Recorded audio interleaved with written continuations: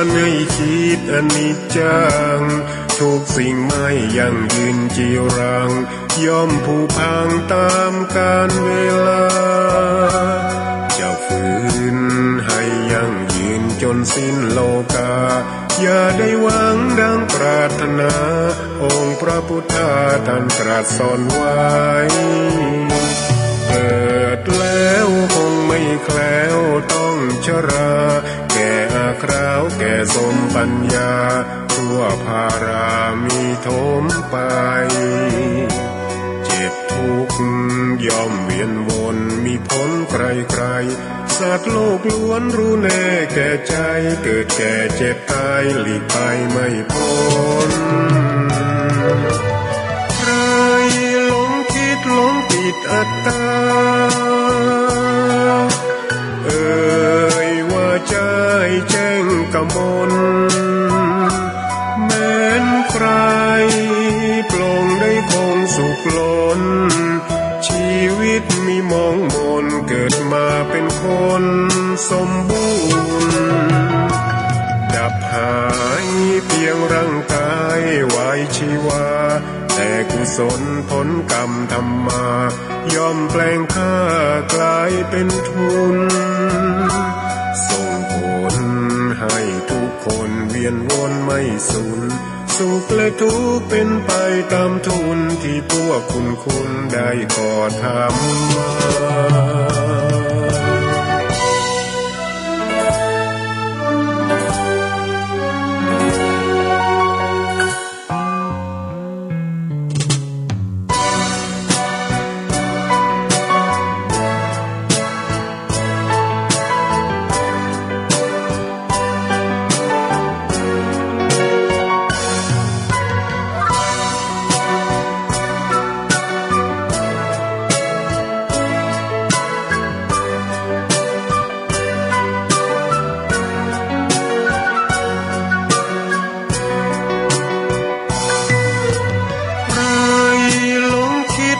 ติดอัตตาว่าใจแจ้งกมลแม้นใครปลงได้คงสุขล้นชีวิตมีมองมนเกิดมาเป็นคนสมบูรณ์ดับหายเพียงร่างกายไว้ชีวาแต่กุศลผลกรรมทำมาย่อมแปลงค่ากลายเป็นทุนส่งผลให้ทุกคนเวียนวนไม่สูญสุขและทุกข์เป็นไปตามทุนที่พวกคุณได้ก่อทำมา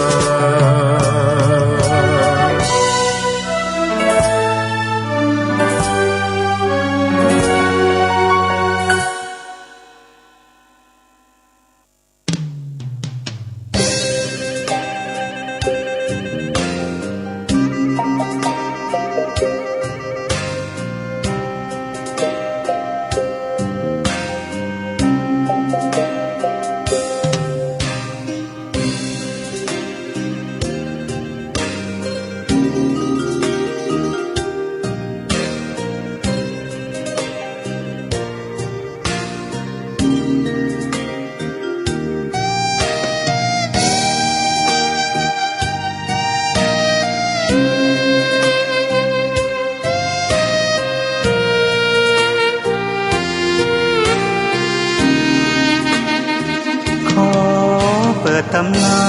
น1,300 กว่าปีแม่จามเทวีสร้างพระเจดีย์ที่วัดดอยน้อยพร้อมเจดีย์โค้งอีกองค์เคียงคู่อยู่ดอยสลับก้อนหินใหญ่น้อยร้อยเรียงน่าอัศจรรย์พระธาตุสีทองแงนมองฝูงพึ่งทำรังช่างมีมนต์ขลังพลังศักดิ์สิทธิ์บนนั้นกล่าวคำไหว้สากราบสักการะคนลุกคนชัน สัมผัสถึงสายสัมพันธ์คงเป็นลูกหลานเคยร่วมสร้างบุญวัดดอยน้อยอยู่กลางยอดดอยโรยต่ออำเภอดอยเหล่าเขตติดต่อป่าสางลำพูนเดินทางปลอดภัยจากเชียงใหม่หรือสายลำพูนยินดีต้อนรับนักบุญมาร่วมสร้างทานบารมีตีสามตีสี่เปิดสถานีฟังตุลุงยองนักเทศเสียงทองชื่อเสียงดังก้องทั่วฟ้าธานีตัวจริงเสียงจริงวัดดอยน้อยแม่ตามเทวีต้อนรับญาติโยมที่มีจิตศรัทธามาร่วมสร้างบุญ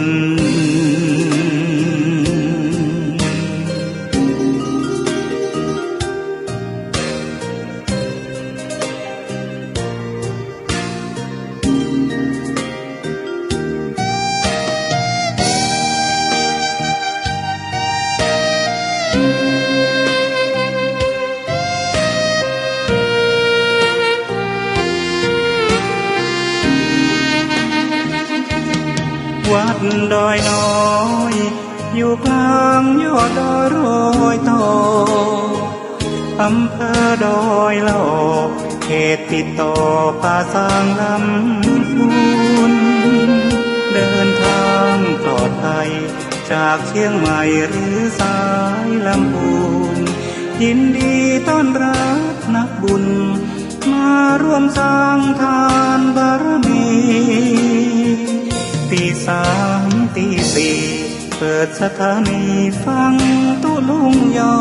งนักเทศเสียงทองชื่อเสียงดังก้องทั่วฟ้าธานีตัวจริงเสียงจริงวัดดอยน้อยแม่ตามเทวีต้อนรับญาติโยมที่มีจิตศรัทธามาร่วมสร้างบุญ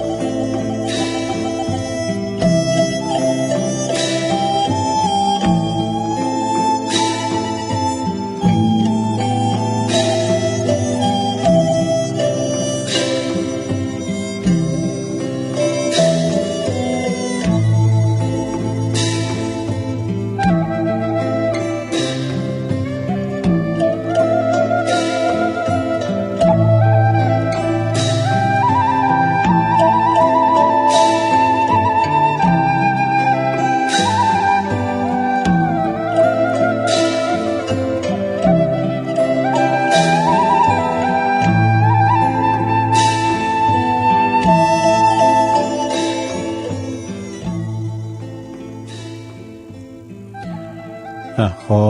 ความนอบน้อมแด่พระรัตนตรัย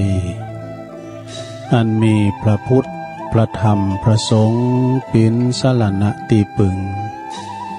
ขอกราบแนบไต่ไหวสาถวายความเคารพมายังครูบาอาจารย์พระมหาเถรานุเถระท่านเจ้าคณะพระสังฆาธิการพระภิกษุสามเณรเจ้าจุโตนจุองค์ทุกวัดวาอารามพร้อมถึงสำนักสงฆ์โดย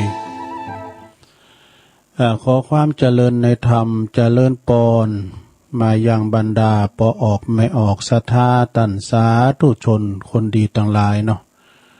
นักศีลนักบุญปอหลงแม่หลงปอลุงแม่ป่าปีป่าหน้าเอาอาศรัทธาตีนจ้องห้องวัดเถ่าแก่หนุ่มกำใจยิงต่างหลายอันเป็นกีฬานุปถากสันนิบาตตันเข่าตื่นมาเมื่อเจ้า ก็มาฟังรายการนี้ก็เป็นรายการแหลกที่มากันโตปินมาสดเป็นรายการสดมาเป็นรายการแหลกเนอะก็เปิ้นก็ตั้งชื่อว่ารายการสัพเพเหระปกิณกะของลุงไก่แจ้งรายการเสียงธรรมแสงทองซึ่งดำเนินรายการบริหารเวลาโดยต้นตัวแห่งอาตมาภาพเก่ากระผมตุลุงนันชัยวัฒนาคเสโนจัดอยู่ที่บุญวัดพระธาตุดอยน้อยตำบลดอยหลออำเภอดอยหลอจังหวัดเชียงใหม่นะก็มาพบมาปะกันทุกวันพฤหัสบดีวันศุกร์แล้วก็วันเสาร์3เจ้าด้วยกันศรัทธาญาติโยมทั้งหลายมาพบมาปะกันวันพัดนะเมื่อเจ้าวันพัดกำเดียวก็ถึงนะวันเวลาลงเลยผ่านไปโว้ยพัดศุกร์เสาร์พัดศุกร์เสาร์ก็มาปะกันเนาะ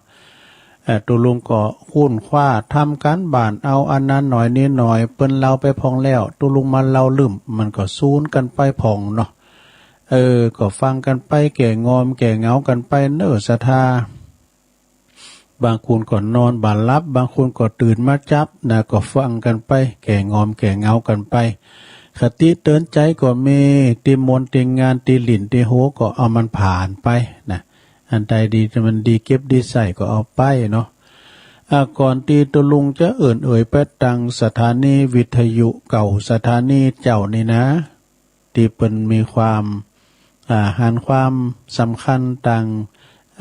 นำตังธรรมเปิ้นก็ลิงสัญญาณไปก็ตุลุงก็จะมาสวดมนต์ในกันศรัทธาเปิดความเป็นสิริเป็นมังกละเป็นมงคลกับตนกับโตกับขอบกับโคกับลูกหลานตันเต่านำเอาสิ่งมังกละเขาฮ้อเขาเฮินเขาคุมเขาจองมาเนาะตื่นกันมาแล้วลงบ้างลงโอนแม่บุญพินนี่เป็นรายงานโตละเขาเฝ้าพระเจ้าโดยตุลุงตึงลงตึงหลายเนาะศรัทธาญาติโยมทั้งหลายเขาจะได้ไหวพระโดยกันดังต่อไปนี้อะระหังสัมมาสัมพุทโธภะคะวาพุทธังภะคะวันตังอภิวาเทมิสวากขาโตภะคะวะตาธัมโมธัมมังนามัสสามิสุปฏิปันโนภะคะวะโตสาวกสังโฆสังฆังนะมามิ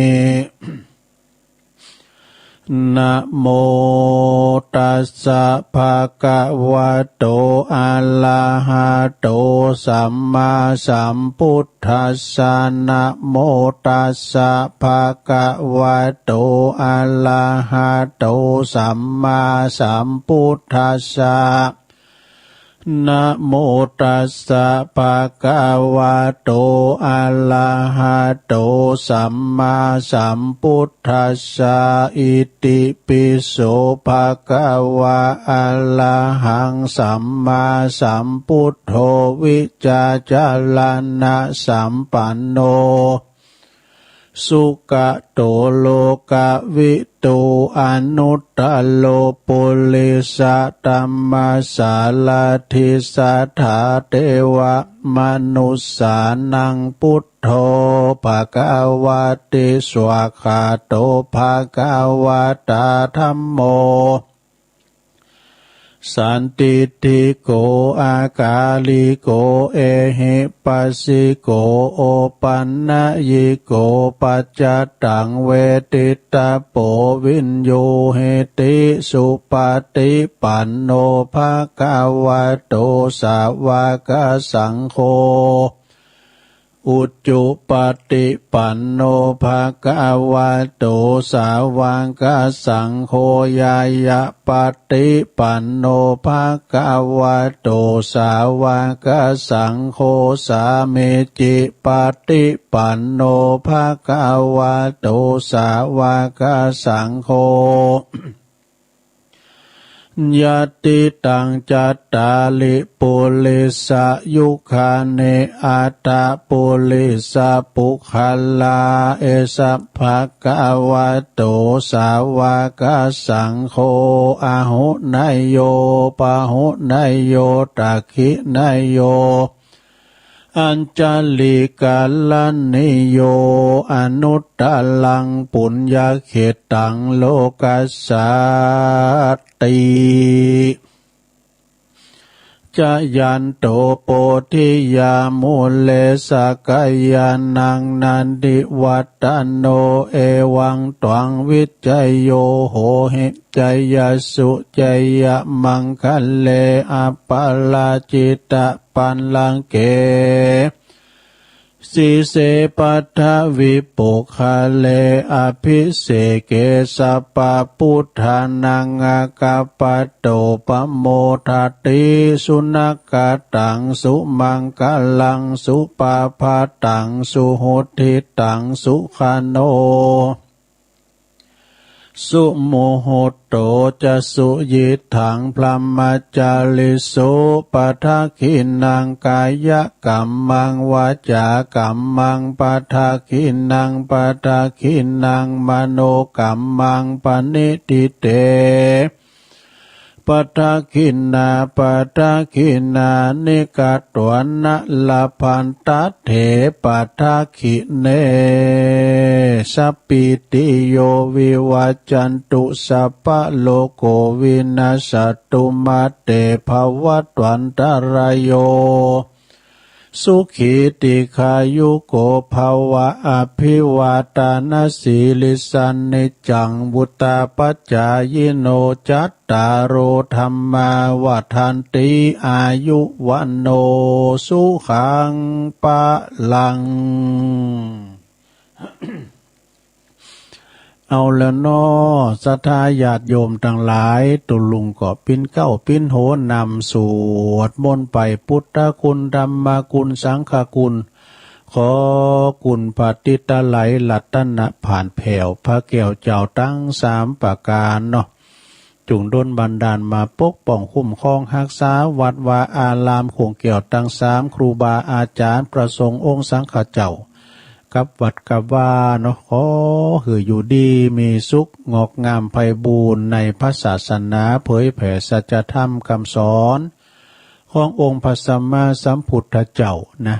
นำจิตใจญาติโยมนะปินเนิ่นนาบุญสักการะปูจากับไหวพอออกไม่ออกศรัทธาก็เหมือนกันเน้อขอเหือมี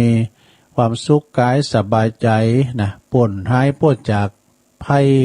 อันตรายต่างหลายมีสุขภาพพลานามัยสมบูรณ์แข็งแรงนะลงเน้อหน้าแดงแสงเหอกินข้าวลำกินน้ำลุงนะอยู่ไปกินไปตันไปขอเป็นกำลังใจให้พอลงแม่ลงที่เดินเหินไปไหนตั้งใดบ่ได้เนาะติดต่างติดเต้งก็ดีขอเป็นกำลังใจเน้อเอาวิทยุเป็นกูเป็นกีมฟังธรรมะมันจะมีวันคำไหลไปตันใดก็ปะเนาะธรรมะภาคเปือนอู่กำไทยกำยองกำเมืองนะอู่เตดเมืองพองก้านะบรรยายก็มีหมดศรัทธาเนาะเอาไปพินติปุงอันนี้จางคุณเฮาเกิดมาใจกำเหมือนกันทั้งนั้นว่าเปิ้นว่าโตคุณเฮานี่เกิดมาบางพองเสวยสุขบางพองเสวยตุกมาตุขเวทนาพองกอดทาโลงกับพยาธิโลกาพองกอดตุกอกตุกใจกับลูกกับโหกับลูกกับเมกับลูกกับหลานพองกอดปินตุกกับหนีกับสินมันก็มีทรัพย์ปะโยมญาโยมปุ้งว่างพองเนาะปุ้งว่างพองมันก็เนาะปินหนีปินสินเปิ้นก็ปินเฮาก็ปินมันปินยาแล้วนะอดไปก่อยพัดก่อยผ่อนไปนะยุคนี้สมัยนี้ก็ระมัดระวังไว้เด้อศรัทธาเด้ออาจจะไปประมาทกาดจะไปโตกตังใดมันมีติมบ้านติมเมืองนะขออยู่บ้านอยู่จองปินหลุมลบภัยที่ปลอดภัยที่สุดในโลกต่อไปกดตุลุงจะกันเนอตังสถานีวิทยุเก่าสถานีดังต่อไปนี้เนอที่เปิ่นเปิดหับสัญญาณในเครือข่ายสัญญาณรายการธรรมะภาคภาษายองนะในช่วงเวลาตั้งแต่ตี 3 ถึง 5 โมงก็มีสถานีวิทยุคลื่นการศึกษาศาสนาและวัฒนธรรม วัดฝายหินเนอร์ตำบลสุเตปอำเภอเมืองเชียงใหม่ FM 104.50 เมกะเฮิรตซ์โดยเมตตาบารมีธรรมอาจารย์ท่านพระครูสมุวิสุวัฒน์วรกิจโจเปิ้นก็ลิงสัญญาณเจ้าหน่อยหนึ่งตุลุงทองจบก็เพลงเข่าพอดีตุลุงก็ฟังจบมาตุลุงทองอ่ะนะ ลูกเจ้าตั้งมาตีหนึ่งมาละสถาเกมการเกมงานตั้งมาตีหนึ่ง2 ชั่วโมงก่อนน่ะเอาสถานีวิทยุคณะสงฆ์อำเภอฝางเนอะตั้งอยู่ที่วัดพระบาทอุดมน้ำบ่อสาวาสำนักวิปัสสนาโดยเมตตาบารมีธรรมหลวงพ่อพระครูสุจิตานุรักษ์ด็อกเตอร์หลวงพ่อใหญ่เฮานะเจ้าคณะอำเภอฝาง FM 100.25 เมกะเฮิรตซ์ขอบคุณตุปีเจริญโชติธรรมโมแห่งวัดสันโค้งอำเภอแม่อายตุปีอมรเทพอุปสันโตตุปีโจเนอะที่เปิดลิงสัญญาณไป3 อำเภอฟังกันอย่างจุใจนะก็ได้ยินกันแล้วเนาะสถานีวิทยุแดนดินถิ่นล้านนาแดนดินถิ่นล้านนานี่ตั้งอยู่ที่บ้านโฮโงเนอตำบลนำบ่อโลงอำเภอแสนปัดตองเชียงใหม่ FM 103.50 เมกะเฮิรตซ์โดยพี่ไอไตโหฮอนเนอร์รุจิสมบัติเงาคำเช็คระบบละเสียงดังฟังชัดเนอะเดี๋ยวนี้ก็เป็นติดตั้งกันตั้งสโตนตั้งใต้นี่ก็ฟังอันเนี้ยเป็นลักกันเนอะฟังของงาน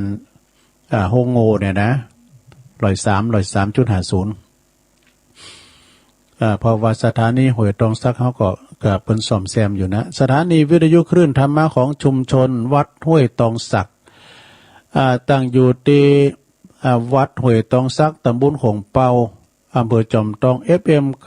98.75 เมกะเฮิรตซ์โดยเมตตาบารมีธรรมอาจารย์ท่านพระครูวาปีวรมานิตท่านเจ้าอาวาสและก็ท่านพระอาจารย์ชวลิตชยวังโสพระเจ้าหน้าที่นะก็อาจจะได้ยินวันนี้หรือว่าวันพุธอย่างว้ยนะสดาญาติโยม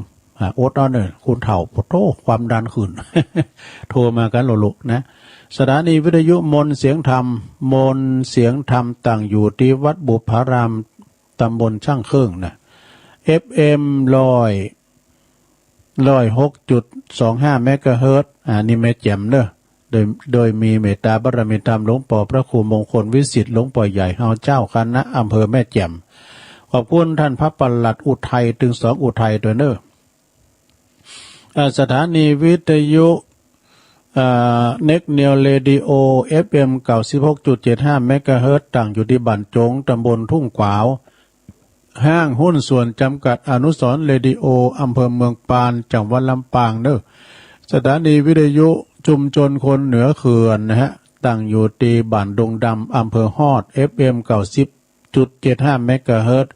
สถานีวิทยุเพื่อการศึกษาและพัฒนาอาชีพเรดิโอเน็ตเวิร์ก FM 103.00 เมกะเฮิรตซ์อำเภอเมืองจังหวัดลำปางโดยคุณอนุพงษ์ตาจีนะสถานีสุดท้ายสถานีที่9สถานีวิทยุเรดิโอเน็ตเวิร์ก FM 99.50 เมกะเฮิรตซ์นะวิทยาลัยเทคโนโลยีเพื่อการจัดการกฟผแม่เมาะลำปางดูถึงเก่าสถานีใหญ่ๆเด้อสถาญาติโยมก็ฟังกันไปนะแล้วขอบคุณที่เปิดฟังระบบออนไลน์ระบบออนไลน์ก็ดีอินเทอร์เน็ตก็ดีก็ฟังกันทั่วโลกเนาะเอามาปักกันวันนี้สถาญาติโยมทั้งหลายก็ตรงกับวันนี้เป็นวันพัดพฤหัสบดีที่11แล้วเดือนวันนี้นะ11วันนี้แล้วสถาญาติโยมทั้งหลายวันเวลาลงเลยผ่านไปโว้ยเนาะขอบคุณเนื้อที่สถาญาติโยมทั้งหลายก็รอฟังกันฟังนำฟังธรรมวันนี้ก็มีพระธรรมเทศนาเนอะมีพระธรรมเทศนาก็มีเจ้าภาพอยู่นะก็จะได้เทศนาธรรมมรดกธรรมปืนบานลันนาแล้วก็จะมีนิทานเราสู่จู้กันฟังเนาะ มีนิทานธรรมนะที่มาในชาดกก้าเนี่ยมาเราสู่จู้กันฟังเนาะพี่น้องต่อไปนี่ก็บ่ให้เป็นการเสียเวลานักไปกว่านี้นะตุลุงเจ้าว่าธรรมไม่ก็เด้อสถานเด้อถ้าเจ้าภาพนั้นก็กระเดียวก็มาเนาะนะก็มีตัวจ่อยหน่อยนึงนะตุลุงจะเทศธรรมเราจะมาเล่านิทานแล้วก็จะมาเรื่องห้อง6ห้องนี่มันมีห้องอย่างห้องที่สำคัญห้องนอนห้องน้ำห้องรับแขกห้องโคอีนะ อันนี้เมตตาบารมีธรรมอาจารย์ท่านพระครูอภิวัฒนวิกรมเป็นสูงมาโอ้ขอทาในสถาบางคุณก็ได้ยินพอเราจ้าบึดตุลุงจะลายฟังเนอะ จะลายบอกโอ้แต่ก็ว่ามันมืดเนี่ยว่ะเปิดไฟกันเนอะเปิดไฟกันแต่ตรงหัวสองหัวเม้งอ่ะตั้งหน้าตั้งหลังได้เปิดอันนี้เปิดแล้วเรียบร้อยโอ้โตแจ้งเรื่องเหรอเพราะว่ามันมืดใช่ว่าคนเท่าเอาแล้วบ่สถาธรรมก็ยาวอยู่พองนาตนเตือนตนหูคิงก่อกึดพอดีๆหนาหน่อย สุมาเนอะอันนี้เป็นธรรมะแบบมรดกธรรมสาธโวเนอะเล็บเลงโดยญาณสัมปันโนเทศได้ทุกงานพิเศษทั่วไปผูกละ20 บาท ลองฟังบทในหลวงเนี่ยมันสอนจะดีนะทำอันนี้ทำที่ว่าเป็นแต่งเนี่ยทำมาจากในธรรมนะป้อนนานอ้ายแพร่โป่งมาราธนาธรรมกรรมนิพพานนังเยนากาลังรัมมังเยนากาสายยังบันดิโตตังโนมากังอุติสิตงธรรมามุตตมังปัจจังอาราธานังกาโลมะ ฟังไปรับไปในหลวงเด้อตื่นมาก็ฟังแถมฟังติ๊กออกนะถ้ามันฟังแล้วก็เข้าใจก็เดี๋ยวมาอธิบายสรุปกันเนาะอ้าวเตรียมทำก่อน นะโมตัสสะภะคะวะโตอะระหะโตสัมมาสัมพุทธัสสะอัตตานาโจตยัตตานังปาติมังเสตัมมันตนาติสาทโวดุลาสะโปลิสัตตั้งหลายตั้งยิ่งใจน้อยใหญ่ผู้มักไฟตั้งตาละมีใจบานจมชื่นปีติตื่นยินดีฮือตานมีบ่ขาดบ่ประมาทเสียสินเป็นอาจินคืดลอดบ่ลาตอดภาวนาปาการมาม้วนหมู่เข้ามาสู่สาถานเมใจบานชื่นจอยมาฟังบาทถอยกำทำจุงดาจำฟังทีเอาเป็นที่สอนใจเราจะไขบอกกล่าวให้รู้ข่าวก้องดีรู้ว่าเป็นสีแก่ตัวเอาเป็นขวดเตียวไตคำวัดตาใหญ่ทรงสารได้เจยบานหลายหลากบ่อตุกยากเครื่องขีดังบาลีกล่าวไว้ว่าอัตตานาโจตยันตานังดังนี้เป็นเก่าอาขอหนุ่มเท่ายิ่งใจศรัทธาหลายมวลหมู่อดทายอยู่ฟังยาวไปแปลงใจใส่ตั้งมันติดสอดดันตราตามตำบัดนี้แดดเติมมานุสาอันว่าคนนาโลกตายมีบ่ไรสังขายะเมนำนาหลายแหล่เมจูแง่อานาพ่องอยู่ดงนาป่าไม้พ่องก็อยู่เมืองใหญ่ปุลีพ่องก็มาตุกเครื่องขี้กันอยากตุกลำบากอนาตาพ่องก็เมโปกามั่งเต่าใดเป็นเจ้าเงินคำนาพ่องก็มีใจดำเหี้ยมโหดบอกกลัวโทษอาบายกะทำบาปหลายบ่อยานบ่สาต้านเก่งขามพ่องใจงามสะอาดบ่เว้นขาดตะละเว้นขาดต่างดำเมสินจำ585บอดตำจะเครื่องกาพ่องไข่ขี่ยากล่าวตอยด้วยกำอ่อนอ้อยจาวานพ่องก่อมมาไข่ขานกลายหยาบบ่สุภาพตามธรรมพ่องก่อมมาไข่กำเก่าอูด้วยกำลิงลู่มุสาพ่องก่อมมาปะลาใบบอดบ่รู้ลอดกองทำกะตำบอดกะตำกำบอดดีใจยามบ่เว้นไว้ยามวาน พ้องพายาตันขวาดรู้มีศีลอยู่ประจำใจเยอะอันใดก่อจอบบ่ล่วงขอบศีลธรรมพ้องมีเงินคำเมียดไว้บ่จ่ายใจแลกินเต้าเมาวินหลายลาก็บ่เกยใดบ่ลิจากเตตานะเมาแต่การงานตัวเก่าบ่รู้คำเจ้าแรงงายบ่คงควายจักสร้างกุศลมากวางสักอันยามดับขันพลักนาเตียงต่ำจ้าเครื่องขีย้อนว่าบ่ดีย้อนว่าบ่มีอันใดเป็นปัจจัยเตื่อมตุมจึงตกลุ่มถอยหนจุ้มบางคนนั้นลาวใจบ่เศร้ายินดีหือตานมีเขาน้ำว่าตูพร่ำปัจจัยพื้นแผ่นผ้าขัวใบแผ่นผ้า มีสินหารักษาบ่ปาลาจ้าถอยยาคนใหญ่น้อยโลกามีนาหลายสัมเมพร้อมพล่ำลายประการพระทันลงยานที่ไว้จัดแบ่งไว้โลกไตยิ่งใจสองจำพวกหมายเก่าจีเมดังนี้นามหมายเอาการกาตามมาเป็นเหตุจากจี้เจตามมีคือคนนำบ่ดี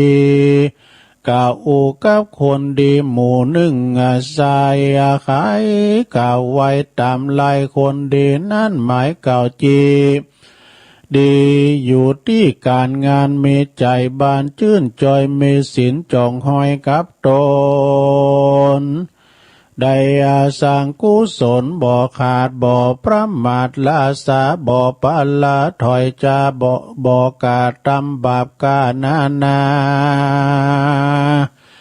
มีเมตตาจูเมื่อใจฝ่ายเอื้อตั้งดีกิริยามีอ่อนน้อมลูกก้มก้อมวันตา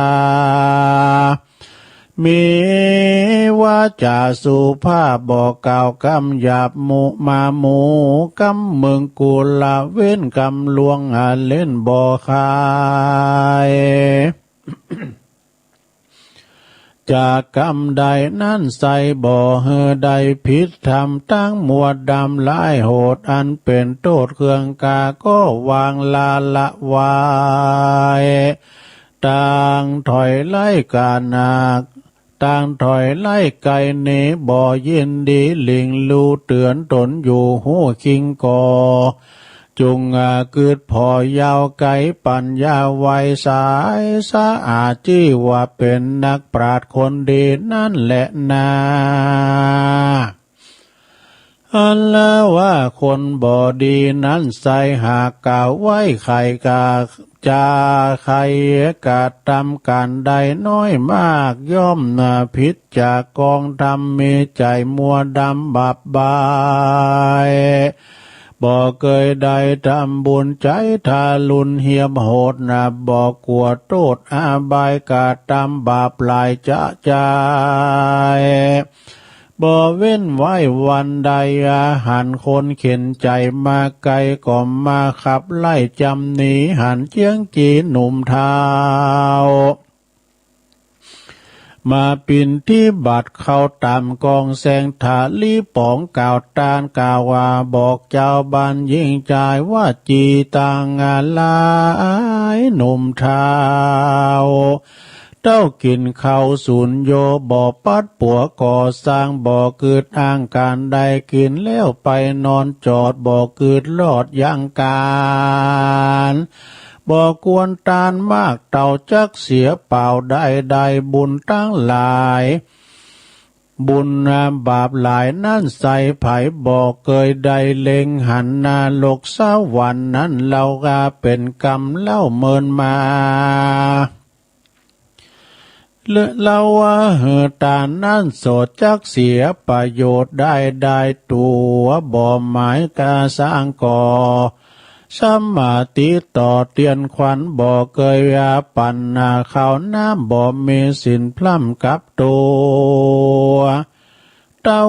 เมามัวเลี้ยงใส่บ่เคยได้ฟังตำต่างมัวดำชอบสู่บ่หอนหูคิงตน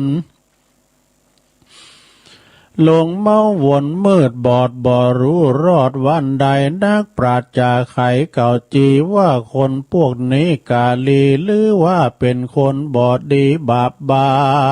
ยคนถอยไล่สามัญเป็นคนอันตาพาน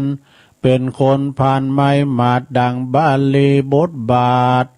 ดังบทบาทบาลีว่ากรรมมุนาวาสะโสโหติกว่ากรรมมุนาโหติพลัมมาโนดังนี้ว่า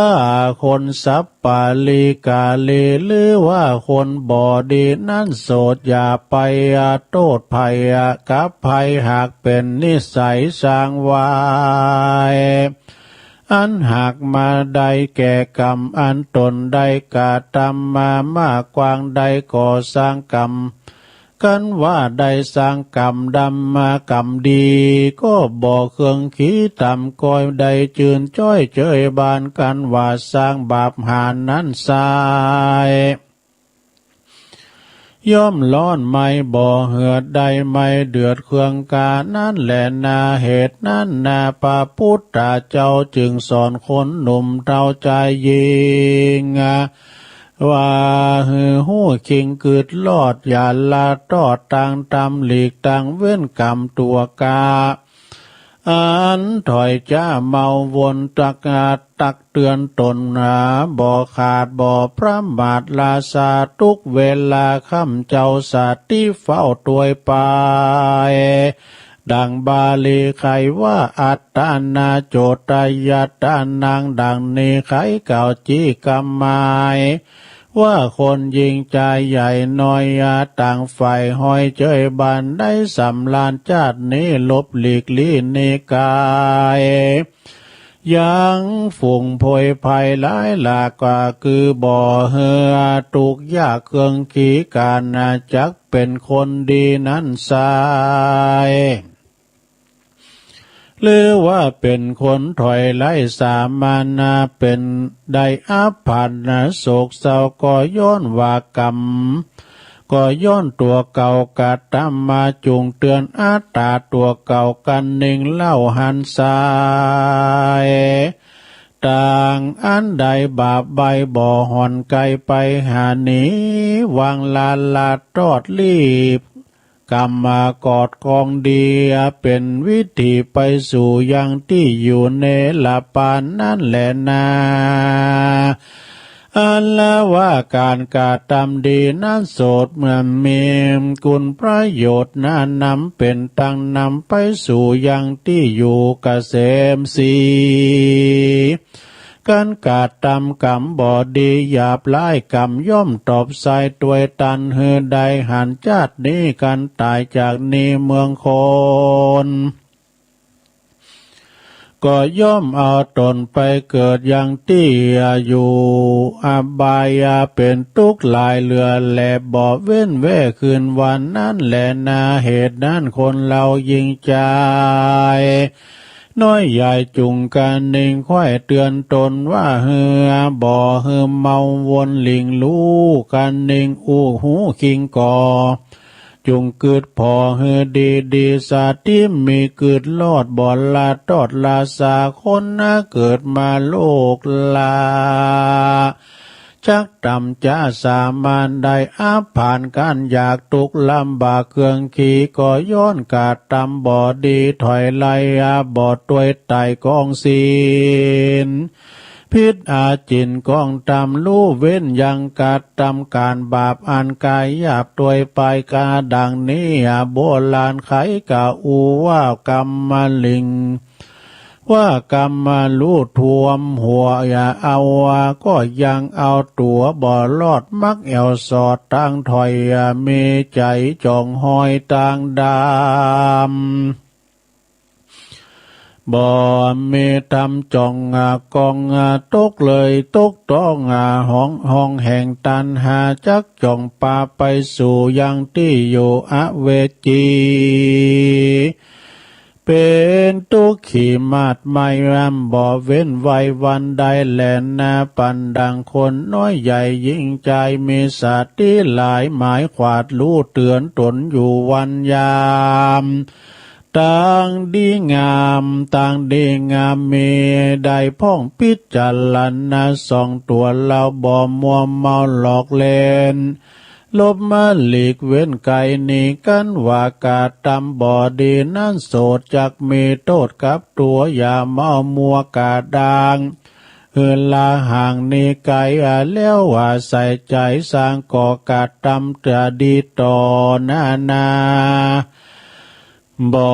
ลาสาปามาดอยู่ในโอวาทกองธรรมมาเป็นต่างนำไปสู่ยังที่อยู่สวัสดีบ่เครื่องขีตำก้อยได้จืนจ้อยเจยบานดังพระจินนามานย่อซอยไขเก่าตอยบาลีว่าปาติมังเสตามัตตานาดังนี้ ว่าคนยิ่งใจใหญ่น้อยงากวนไฟหอยพิจารณาถึงอาตาตัวเก่าว่าเรานี่เราเกิดมา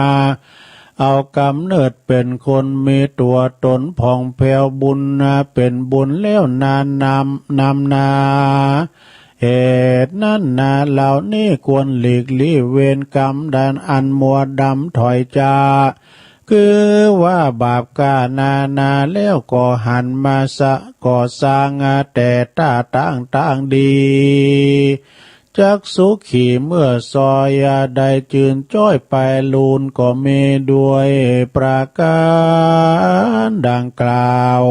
มานี่แหละนาเนติตังขียาเตสนายังทำตูตนเตือนตนหูคิงก็บังกรมสมเรสเด็จแล้วเต่านี้ก่อนแลสาธุสาธุสาธุทำกล่อมจบไปลงเอ้ยลงรับแล้วก็โอ้เวลาหัวไง เอาเปรียบก็นี่ฟังนำฟังธรรมจบไปปิดมรดกธรรมนะหลวงเนอะ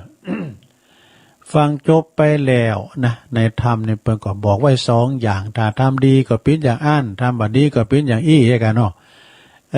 ก็มันมีสองอย่างนะเนาะขาวกับดำบาปกับบุญคุณและโทษประโยชน์แล้วมันจะประโยชน์คุณเฮาสร้างบุญมาเหมือนกันบางคนนั้นก็มั่งมีสีสุขบางคนก็กำเบิ่งหมอขอกินกับพี่น้องเจ้าบ้านก็แล้วแต่กำไผกำมันคุณเฮานี่เกิดมาใจกรรมเสวยบุญก็มีใจกรรมก็มีบางคนก็เกิดมาทุกพลภาพนะแขงคองอมือบางพองก็เกิดมาสมบูรณ์องค์กะ32ครบบางคนนั้นก็บ่าแห้งแข็งกะนะบางคนก็เป็นพยาธิโลกามันก็ไปตามกรรมไผมันในสถานเนอะบางคนเนี่ยโอ้ก็คุณหนุ่มคุณกำอยู่ได้แต่30-40ก็เตียวปั๊มเปื้อ แต่ก็ยังหนุ่มแล้วเขาก็นี่เขาคนเป็นบ่เฒ่าเพิ่นยังถีบรถจินน่ะเอาก็หำกันไปสถานเนาะมันกำไผกำมันไผก็เจ็บเพิ่นก็เจ็บมันเต้นเดิมได้หลงเอ้ยเนาะแต่ว่าเพิ่นสร้างมาดีเพิ่นเตียวมาดีอย่างตุลุงก็เอาอันนี้เนี่ยลิ้นตั้งแต่แหนบมันก็ได้เสริมแหนบแล้วกันเสามันก็ดีแล้วเนาะเสาก็คือหัวเข่า หัวเข่าแข้งขาลุกก็โอ้ยนางก็โอ้ยลงเอ้ยเนาะบัดเดี๋ยวนี้มันเปลี่ยนได้หมดเปิ้นว่าคอเสื่อมก็เปลี่ยนบ่าหัวเข่าได้นี่ถ้าไว้แข้งคอขางอเปิ้นใส่แข้งเทียมขาเทียมได้เตี้ยวได้อย่างสบายนี่เป็นนั้นหัวใจบ่ยังเปลี่ยนได้หัวใจก็ตับไตเนี่ยเปิ้นเปลี่ยนได้หมดมันเปลี่ยนได้อย่างเดียวลงหยังตุลงเปิ้นเปลี่ยนโฮมได้กันแตดคอเปลี่ยนโฮมใหม่นะไม่อยู่ได้เนาะมันเป็นอย่างอีแพทย์การแพทย์เปิ้นเจริญสถานนะอันนั้นก็ตามกรรมนะสถานลำทำนี่นะแต่ตามไปกรรมไปกรรมมันกรรมคือการกระทำของเขาตึงจัดแล้วจัดนี่เนาะละเปิดบ่ถึงเป็นการเสียเวลาก็เดียวก็อ่านรายชื่อเนี่ยอันเจ้าของภาพนะเจ้าภาพทำวันนี้เจ้าก็เดียวก็ว่ากันตุลุงเจ้าเราขานตำนั้นชาดกก่อนเนอ ตำนานชาดกวันนี้เสนอในท้องเรื่องผู้ทรงศีลเกนี่พิจารณาขึ้นแล้วเนี่ยก็ไปฉายหนังวิ่งเนาะขึ้นแล้วก็ไปเตะปุ่นวิ่งเป่าเตะอยู่เนี่ยแล้วก็ส่งกระแสเสียงไป อย่างพอลงวินก็ยังแควนกับเพิ่นได้ฟังสองต่อเนาะแต่โซนไตเนี่ยมันได้เยนอมขึ้นแล้วเนี่ยนะจบตัวลงแล้วไหลหาฟังหาพระครูก่อมพระโอ้คุณเท่าก็โทรมาไม่มีได้ไหนตัวลงก็เฮาก็ซ้อหายดิมพระเนี่ยเริ่มได้ฟังจังก้ามลงคืนน่ะจบแล้วก็จบเลยหางตัวลงขอบคุณแม่ทองคำพรหมมินจากอินตะขินแม่แตงสุงนะมาขอขอบคุณโดยกระเดียวก็จะเล่าเรื่อง6ห้องนะมีหยังพองอาจารย์พระครูอภิวัตสุงมาเนาะเล่านิทานกันตำนานไขขานตำนานชาดกผู้ทรงศีลเกนะในอดีตการผ่านมาเมื่อและมีพญาหนูตัวหนึ่งปีนโหนหนาฟูงหนูตั้งหลายปกครองบริวารจำนวนเป็นหลายร้อยโถ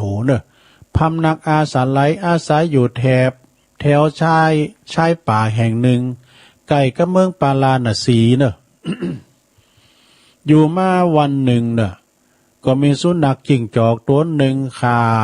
เข้ามาหากินในละแวกไกลๆแห่งนั้นก็มาปัสใส่ยังบรรดาหนูตั้งหลายฝูงหนูตั้งหลายมากมายเป็น400-500ตัวปุ๊โอ้เป็นแหล่งอาหารอันโอชาอันเลิศของเฮาแต่ดูไอ้เจ้าสุนัขจิ้งจอกนี่นะสมองของมันปราดเปรื่องปิ้นยิงหนักจะคิดแผนการที่จะจัดการกินฝูงหนูเหล่านี้นะเป็นอาหารอันโอชะติ้มได้ไปหากินไก่โดยทำทีปิ้นว่าปิ้นนักบุญนี่กันเนาะยืนขาเดียวเนี่ยยืนขาเดียว3ขาน่ะยกขึ้นเนี่ยแงนพอดวงพระอาทิตย์ดวงตะวันแงนหน้าพอนะพอดวงอาทิตย์แล้วก็อาปากนี่กินลุ่มดูก็อยู่ไกลๆกับบรรดาหนูเหล่านั้นที่เป็นอาศัยอยู่แล้วก็มีอยู่หันกำหนึ่งเนาะก็อันพอดีโหนหน้าพญาหนูผ่านมาก็มาหันเข้าใจคิดผิดว่าเข้าใจผิดคือว่าอันสุนัขจิ้งจอกนี่โอ้ตัวนี้จะธรรมดาหน่อยดอกมันจะเป็นผู้ถือศีลเป็นแน่แท้นี่เข้าใจว่าอันนะจึงเข้าไปแล้วก็สนทนากับอันนกม้าจิ้งจอกนะท่านผู้ทรงศีลเนี่ยสุนัขจิ้งจอกก็กล่าวว่าเดิมเปิ้นถามจื่อก่อนท่านจื้มหยังเนี่ยตั้งพญาหนูปุกหนูปุกวันสมาเนี่ยหนูทั้งหลาย ท่านจื้มหยังนกม้าจิ้งจอกก็บอกว่าเฮานี่จื้อว่าธรรมิกะธรรมิกะในถ้าว่าเป็นบาลีถ้าแปลเป็นไทยก็ว่าผู้ดำรงธรรมธรรมิกะนี่นะผู้ดำรงธรรมปุตตพญาหนูก็กล่าวว่าทำไมท่านธรรมิกะถึงยืนขาเดียวอย่างนี้ล่ะเนี่ยสุนัขจิ้งจอกก็ตอบมันมีคำตอบในตัวแล้วนะสุนัขจิ้งจอกก็กล่าวว่าเจ้าน้อย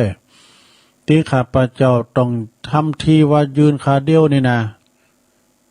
แต่ก่อนทั้ง3ขายกขึ้นก็หู้ซึกว่าสงสารสัตว์เล็กสัตว์น้อยสัตว์ใหญ่บุญโลกนี่นะถ้าขาคืนยำถึง4ขาของขาเหมือนกับสัตว์อื่นนี่นะก็เกรงว่าพื้นปัทภีเนี่ยมันจะหลับนำนักขาบ่ได้นั่นแหละแน่และทั้งอย่างหนึ่งก็โกว่าแกนโลกมันจะเองไปข้างใดข้างหนึ่งเพราะว่าขาดจะยำถึง4เท่านี่นะก็เลยยำข้างเดียวนี่เฮาก็เลย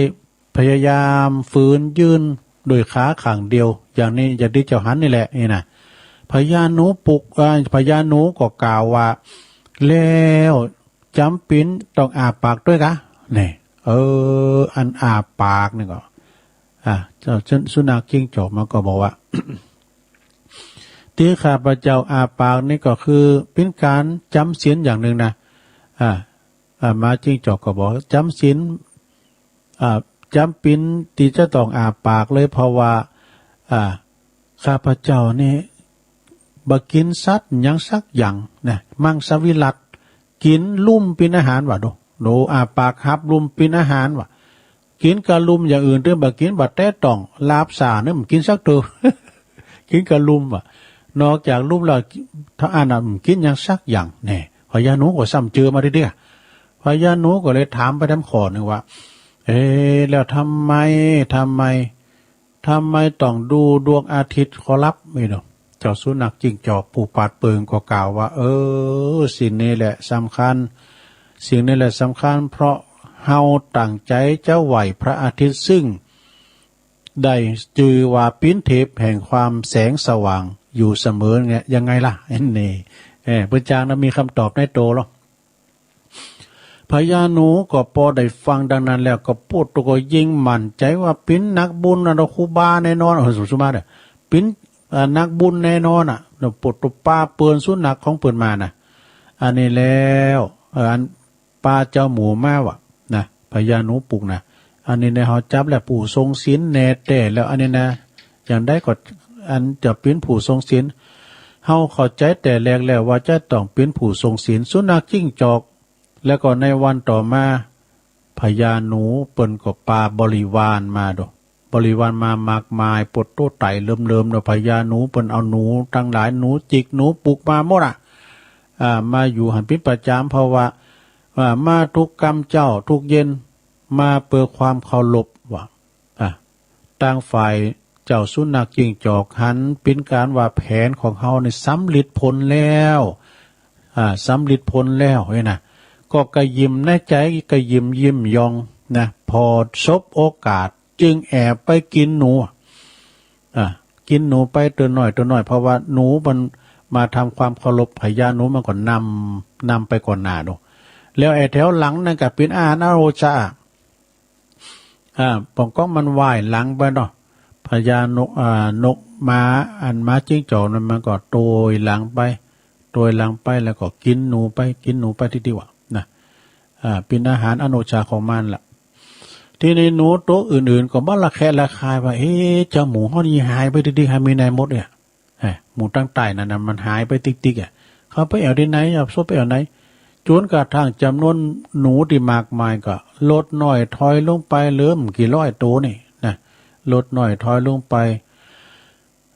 จนว่าเหลืออันพิษสังเกตบรรดาหนูน้อยหนูใหญ่ตั้งหลายก็ไปรายงานโหหน้าเนาะพญานุหือรับทราบนี่นะโหหน้าหนูก็พอได้ทราบแล้วก็บริวารของตัวนี่หายไปอย่างไล่ล่องลอยทีละโต2โตจนเป็นหมูเป็น10เป็น20หายเป็น100ก็นึกละแวงเหมือนกันเนอะนึกละแวงสงสัยสุนัขจิ้งจอกนี่มันเจ้าเล่จ้ะน่ะ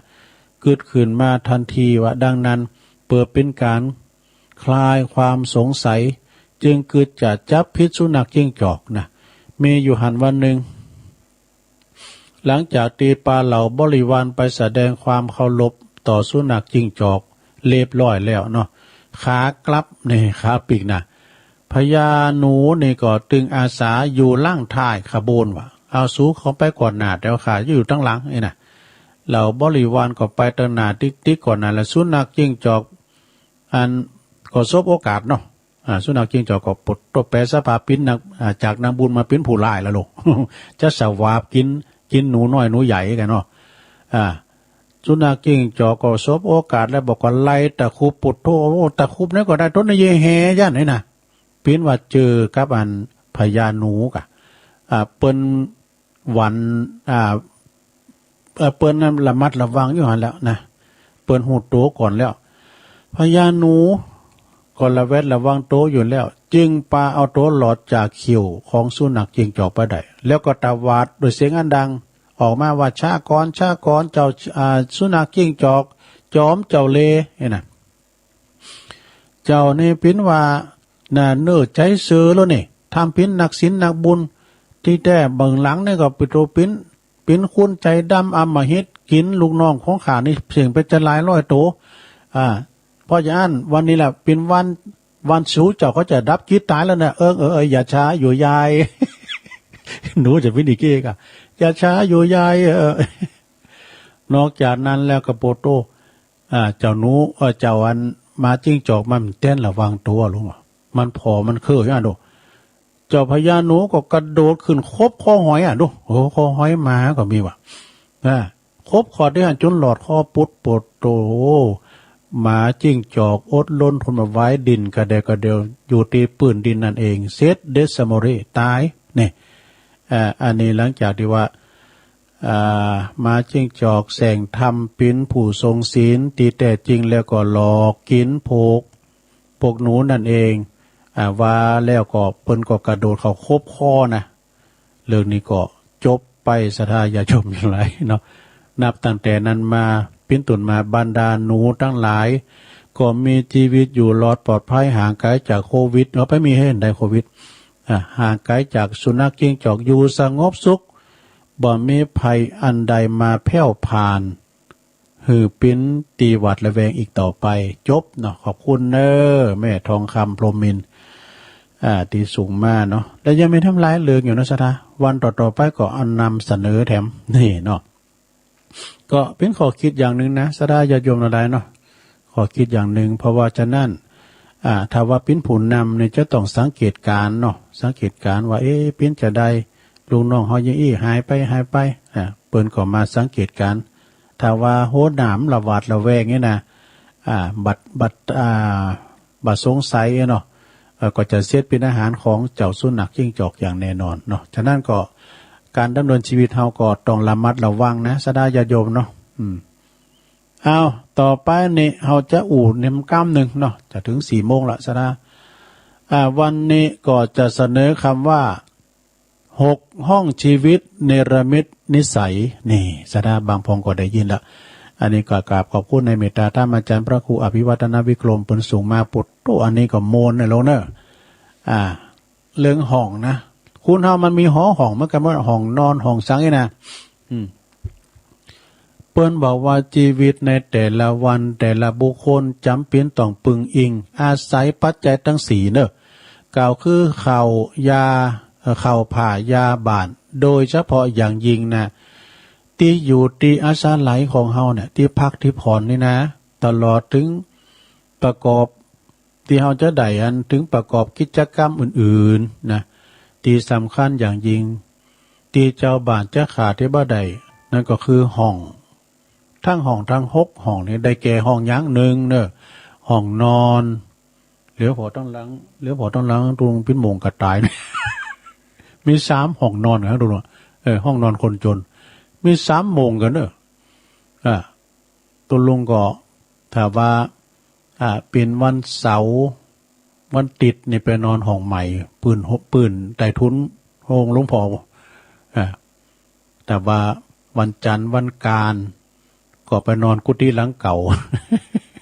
โมงกระต่ายแล้วก็วัน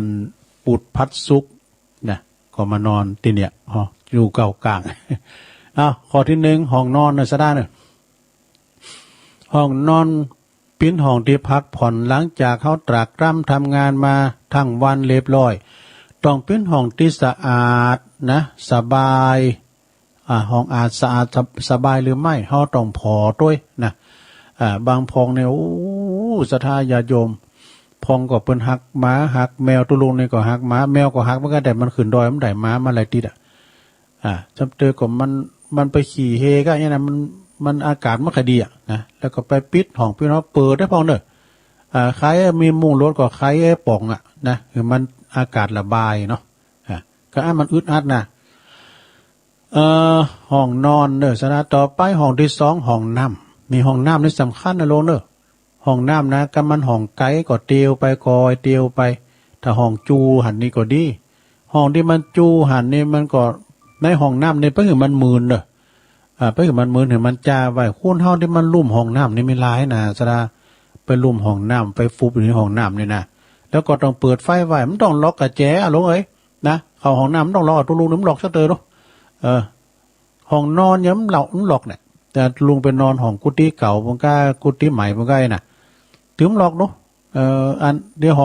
องนอนที่กุฏิหลังเก่าสมัยมันปิดตัวแล้วคือมันไฟมันแสงสว่างตั้งนอกไฟกิ่งมันส่องเข้ามาเนาะห้องน้ำนี่ต้องสะอาดมีอนามัยบ่น่าเกลียดนะต้องหอมเนาะโอ้ห้องน้ำตัวลุงเนาะ ต่อไป ข้อที่สามนะห้องที่สามนั่นคือห้องแต่งตัวเนี่ยห้องตุลุงแต่หำเมียงเขาอะห้องตองแต่งตัวในเปิ้นบอกถึงอุปนิสัยหรือว่ารสนิยมว่ามีระเบียบวินัยชอบสวยงามเนี่ยหรือว่าอย่างใดก็ได้นี่ห้องส่วนตัวห้องอันนี้นะห้องแต่งตัวนี่นะเขาก็แย่งแวนน่ะสถานห้องแย่งแวนน่ะสับเตยหอมจะหูนะตามีหน้าพอหน้าบ่หันเขาก็ไปส่องกระจกแวนพอเนาะเอาข้อที่สี่ลงข้อที่สี่ห้องอาหารอันนี้สำคัญเนอะห้องอาหารนี่นะโฮงโคนะโฮงโคนะต้องลุงก็ไปห้องโฮงโคเดี๋ยวก็ไปเบอสัมเตยก็อันมันมีทั้งขยะอันสุมาด้วยอันไอสุนัขะมันกาบออกมาอย่างแล้วก็ไปผิวไปกวาดเนี่ยห้องอาหารนี่คือจะต้องเป็นห้องที่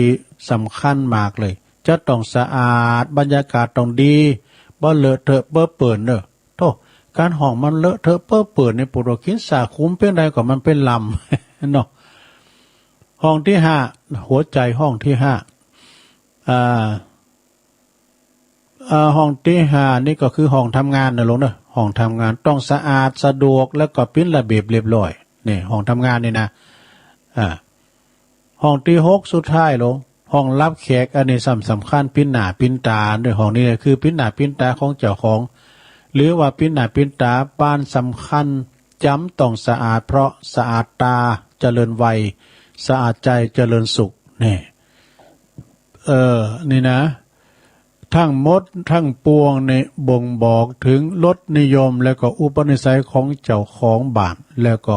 ผู้อยู่อาศัยนานๆเนอะอันหนึ่งเนอะพระพุทธเจ้าพระผู้มีพระภาคเจ้าเปิ้นสอนให้มีลักมนุษยพันธ์มนุษยสัมพันธ์แล้วก็ลักปฏิสันฐานเนอะคือการต้อนรับเนี่ยการต้อนรับก็เหมือนกันสดาญาโยมอันจะสั่งสรรค์ความประทับใจหรือว่าความเบื่อหน่ายแก่ผู้ที่มาเยือนดังนี้เนอะถ้าเปิ้นมาเอวเฮาไว้น่ะเปิ้นบอกว่าการสนทนาเนี่ยเฮาต้องฝึกหัดให้แขกหรือว่าให้ผู้มาเยือนนะนักเฮาจะไปอูดแตดก้ำเปิ้นอย่างเปิ้นว่าตุลุงก็เปิ้นโทรศัพท์เข้ามาตุลุงไปรูก็เปิ้นกันตุลุงมายะนะก็ปล่อยเปิ้นไว้ก็เนี่ยก็โตมาต้มเจ้าเนี่ยนะก็นี่ตุลุงได้พยายามหน่อยๆนะเนาะการสนทนาก็ฝึกหัดแขกให้เปิ้นนักมากกว่าจะเป็นฝ่ายแล้วเฮาฟังแขกเอาเนี่ยฟังคือเปิ้นมานะแล้วก็การปฏิสันฐานคือต้อนรับเนี่ยสิ่งสำคัญต้องบริบูรณ์โดยสองแบบเนาะคือข้อที่หนึ่งธรรมปฏิสันฐานหูจักทักทายไต่ถามโดยไมตรีจิตมิตรภาพเนาะเป็นจะฮือพองอยู่ดีสบายกาเนี่ยนะฮิฮามาคืนเงินทองก็ไหลมาเทมาก็เนาะข้อที่สองอามิตรปฏิสันฐานนี่ก็คือถึงฝากปากคือว่ากุ่นถึงฝากปากก็ถึงน้ำเนี่ยเปิ้นนางแล้วก็เอาน้ำมาเนาะมากินกันเนาะกินน้ำเย็นๆเนี่ยต่อไปข้อที่สามถ้าว่าเปิ้นเป็นผู้รักผู้ใหญ่มาเยือนเนาะเฮาต้องลุกหับนะลุกต้อนรับเปิ้น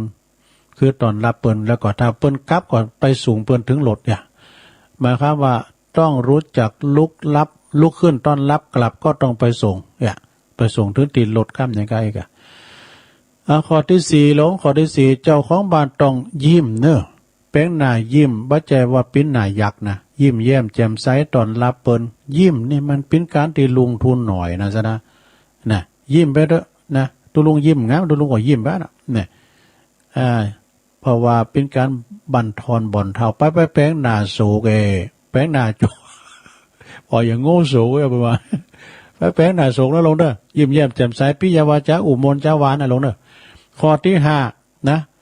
ต้องหน้าบานเนี่ยไม่ใช่หน้าบูดเนี่ยแป้งหน้าบูดหน้าเบี้ยวนะลงเด้อพอเนี่ยบดหน้ายำขูดจีพอหน้ายำโหโค่ตุลุงทองว่าข้อที่หกอูจ้าอ่อนหวานไม่ใช่ขวานผ่าซากนี่อูจ้าอุมนจ้าหวานนะลงเด้อ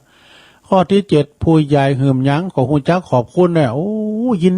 ดีหลายๆเนี่ยขอบคุณหลายๆเด้อนะที่เอาเวนตามาหือนะ ขอบคุณหลายๆที่แว่นตาปุถเป่งลึกเนี่ยปุถหันหมดอะไอ้น่ะตัวหนังสือน้อยก็อ่านได้ไอ้น่ะเนาะข้อที่